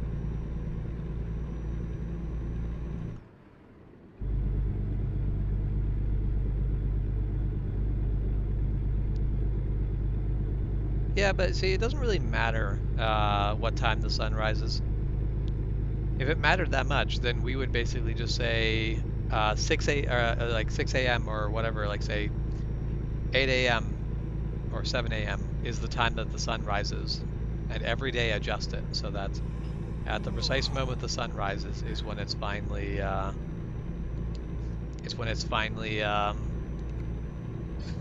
daylight, or sorry, is basically when the day finally starts. So, and that would be fine. That would be a perfectly reasonable thing to do. Probably not actually worth doing, but perfectly reasonable. All right, we're gonna pull out at that one, which is about an hour away. Cool. So I really think it's a case of either pick to stay in daylight savings or pick to never go back into daylight savings and just go with it. The fact that the sun rises at different times of the day is fine. Because what daylight savings really is designed to do is it's designed to allow you to work during daylight hours. But if light matters to your job, then you probably have enough lighting to be able to work at any time anyway. And if you can't, well then your job is one of those jobs that needs to work during the daylight hours, regardless of when the daylight hours happens. Like I already know a lot of people who, as the sun rises earlier and earlier in the day, their job starts earlier in the day. And it basically has to jumble around daylight savings because daylight savings just suddenly kicks the sun back an hour or kicks the sun forward an hour. Meanwhile, as summer starts up, they basically just are going to work sooner and sooner. And then as fall starts, they are going to work later and later. Because that's just the way their job, it makes sense to be at work when the sun comes up.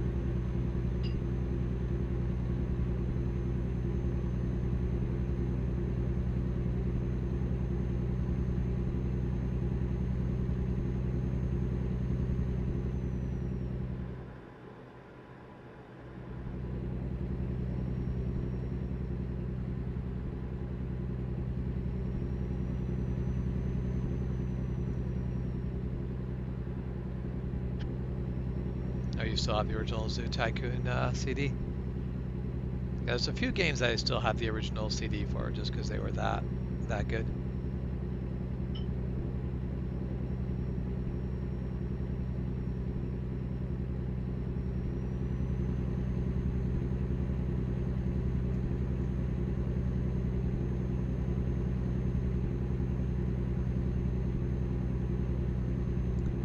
And that's I think one thing where with the different job sites I've gone to and seeing how many different schedule types there are. Like one of the jobs around here, you end up actually having to go into work not based off of what your like not based off of a specific time, or not even necessarily based off of a certain date. The job literally goes, when it gets to this temperature, you need to come into work.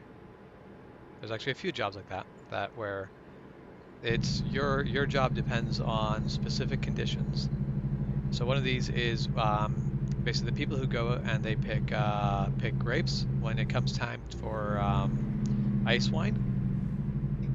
They need to go to work when it gets cold enough that the grapes are starting, basically the sugars are starting to freeze, which I think is about -10.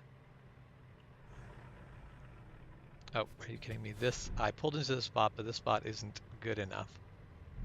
I can't actually sleep in this spot, even though it is a truck spot. So I'm gonna have to like loop through the parking lot the wrong way in order to make this work.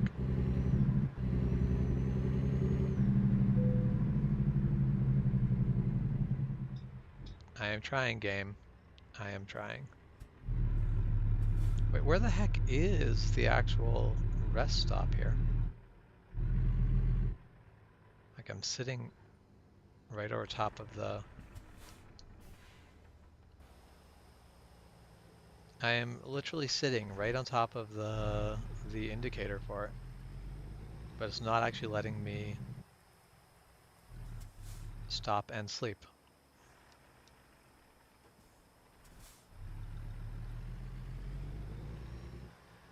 Well, this is super annoying.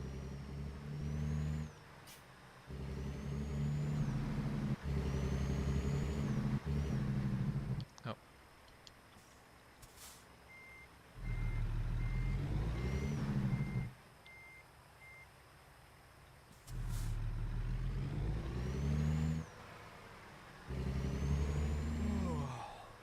I understand I'm getting tired, but I've found a place to park and rest. You're just not letting me do it.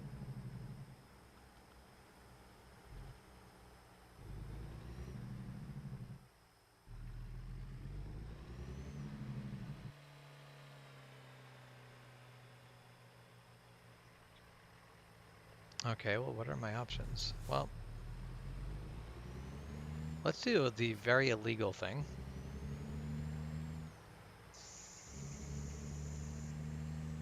We're gonna go make a lot of people's lives very difficult.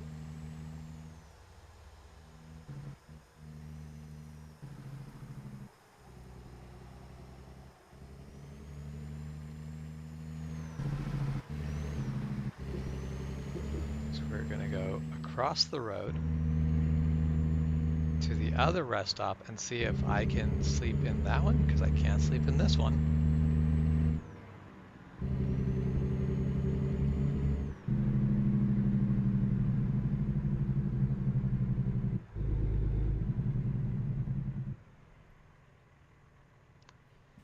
Okay, I also can't sleep in this one, so guess what I'm going to do is just go to the options.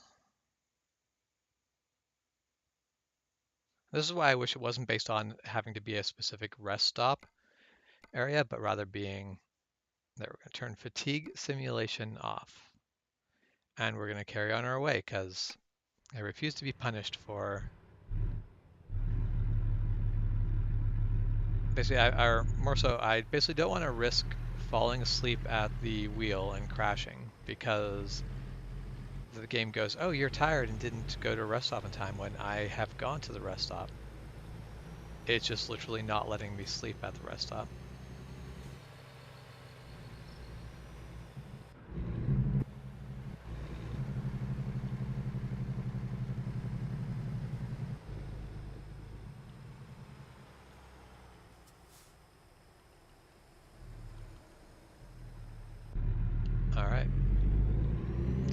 back on our highway and go.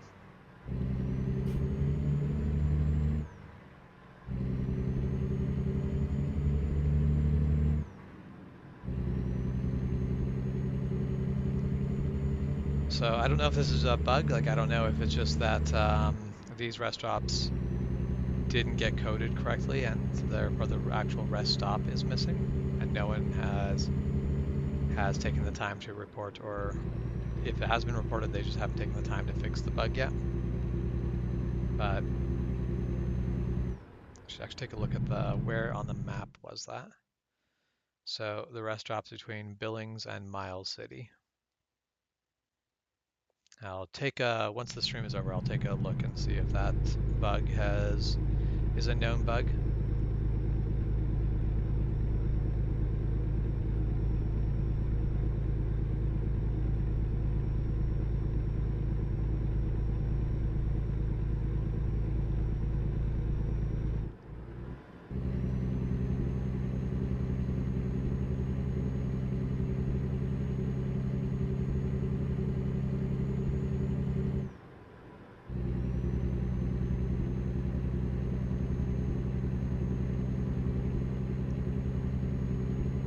Alright, well, we're 2 hours away from the delivery, so we'll probably just do the delivery and then sleep.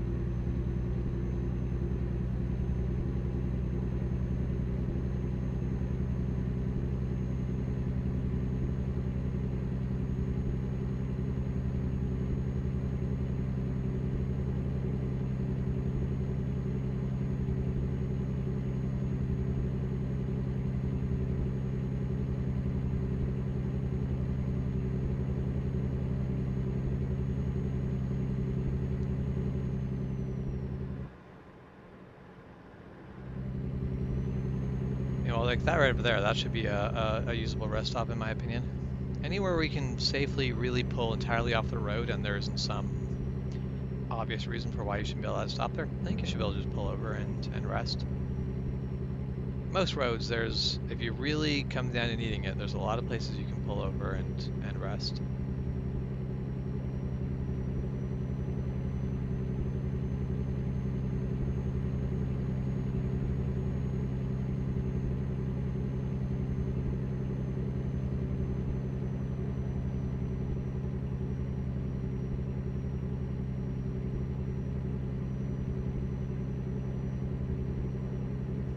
Also need to find myself a truck shop to repair my truck and upgrade.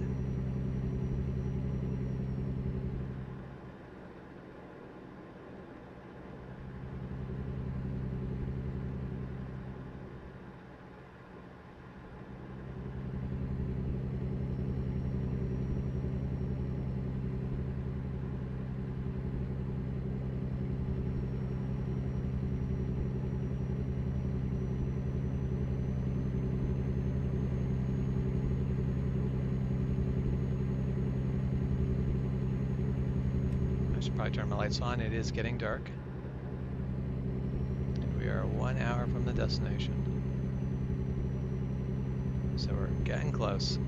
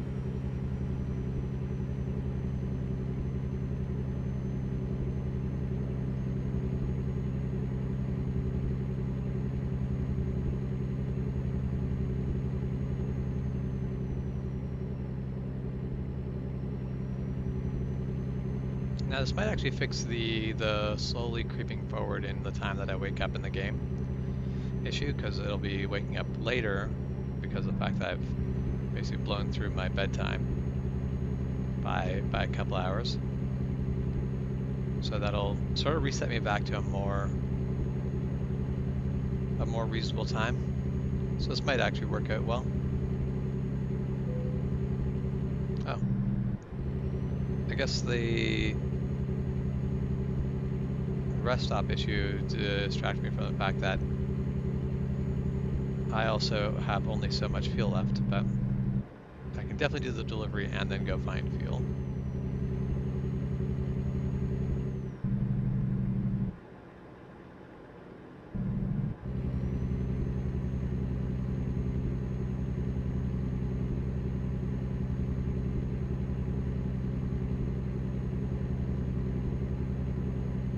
I feel like I shouldn't be passing this big rig because I'm going to have to pull off this highway soon. I'm 5 miles from my destination.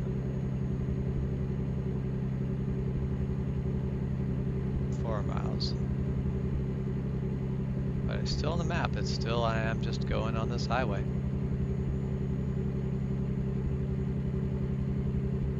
Right there is a place to fuel up and rest, so what I should have done is actually stopped in it there and done that and then gone and delivered the load. But it's so close by that it's not going to be a big deal.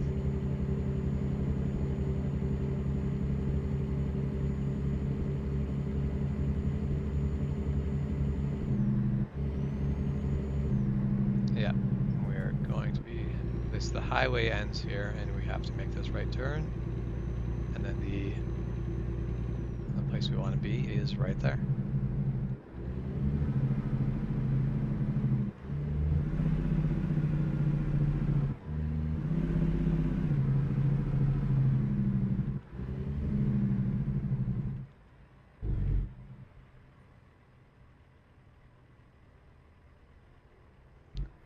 Alright, could have turned if I had seen that bus's turn signals, but I didn't, so we waited. That's not a big deal. Now we just go make the delivery and then we will head back to the rest stop.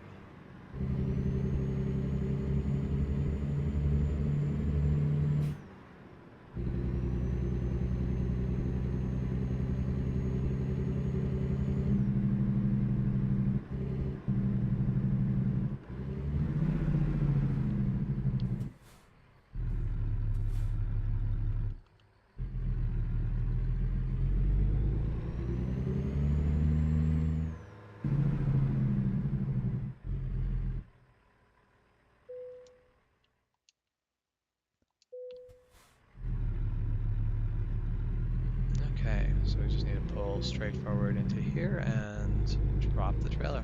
That should be easy enough.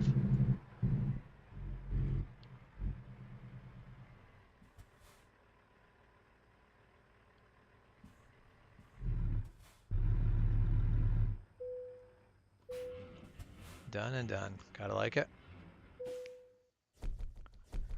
There, 1,576 miles.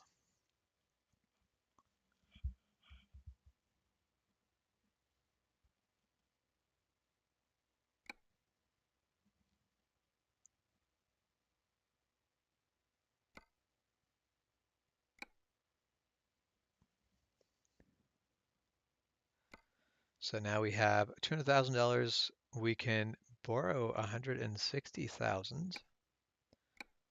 So if we loan out the 150,000, we can repay the remaining 337,000. So now we have $16,000 in our bank account and we owe 150,000. So now our loan payments are at 3,000 a day instead of 6,000 a day.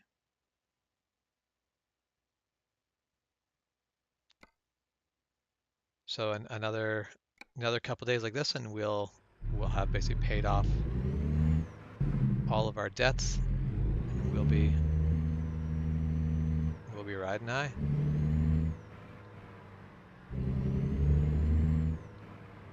And course, as soon as we've paid off the debts, I'll immediately be doing my best to go back into debt. Because we'll spend it on expanding the garage more and getting more trucks and drivers to fill them.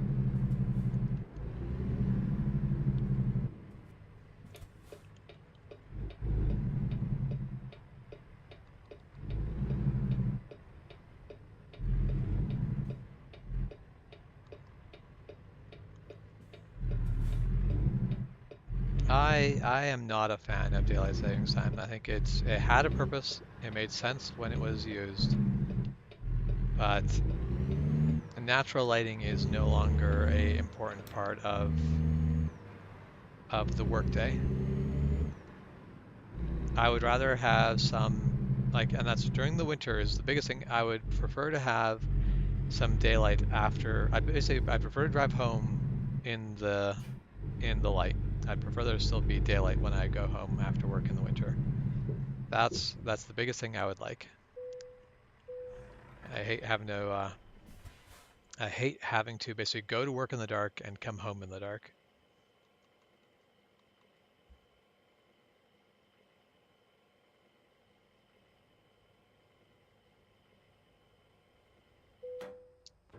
$1,028 on fuel. That was the cost of the day's driving.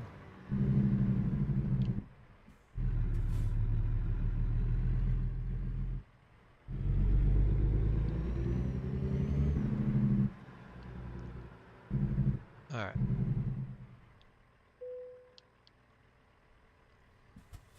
Now we need to turn the fatigue simulation back on. We'll see, does it just catch up with all the fatigue I haven't been?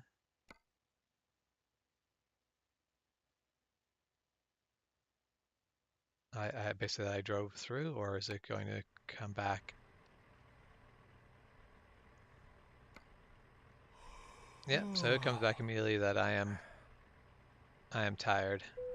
Need my rest stop. So we'll get our rest. All right. Back on the road. Oh, parking brakes engaged. So why did I basically run out of air overnight? Man, my drivers were busy overnight. They came in with quite a lot of money.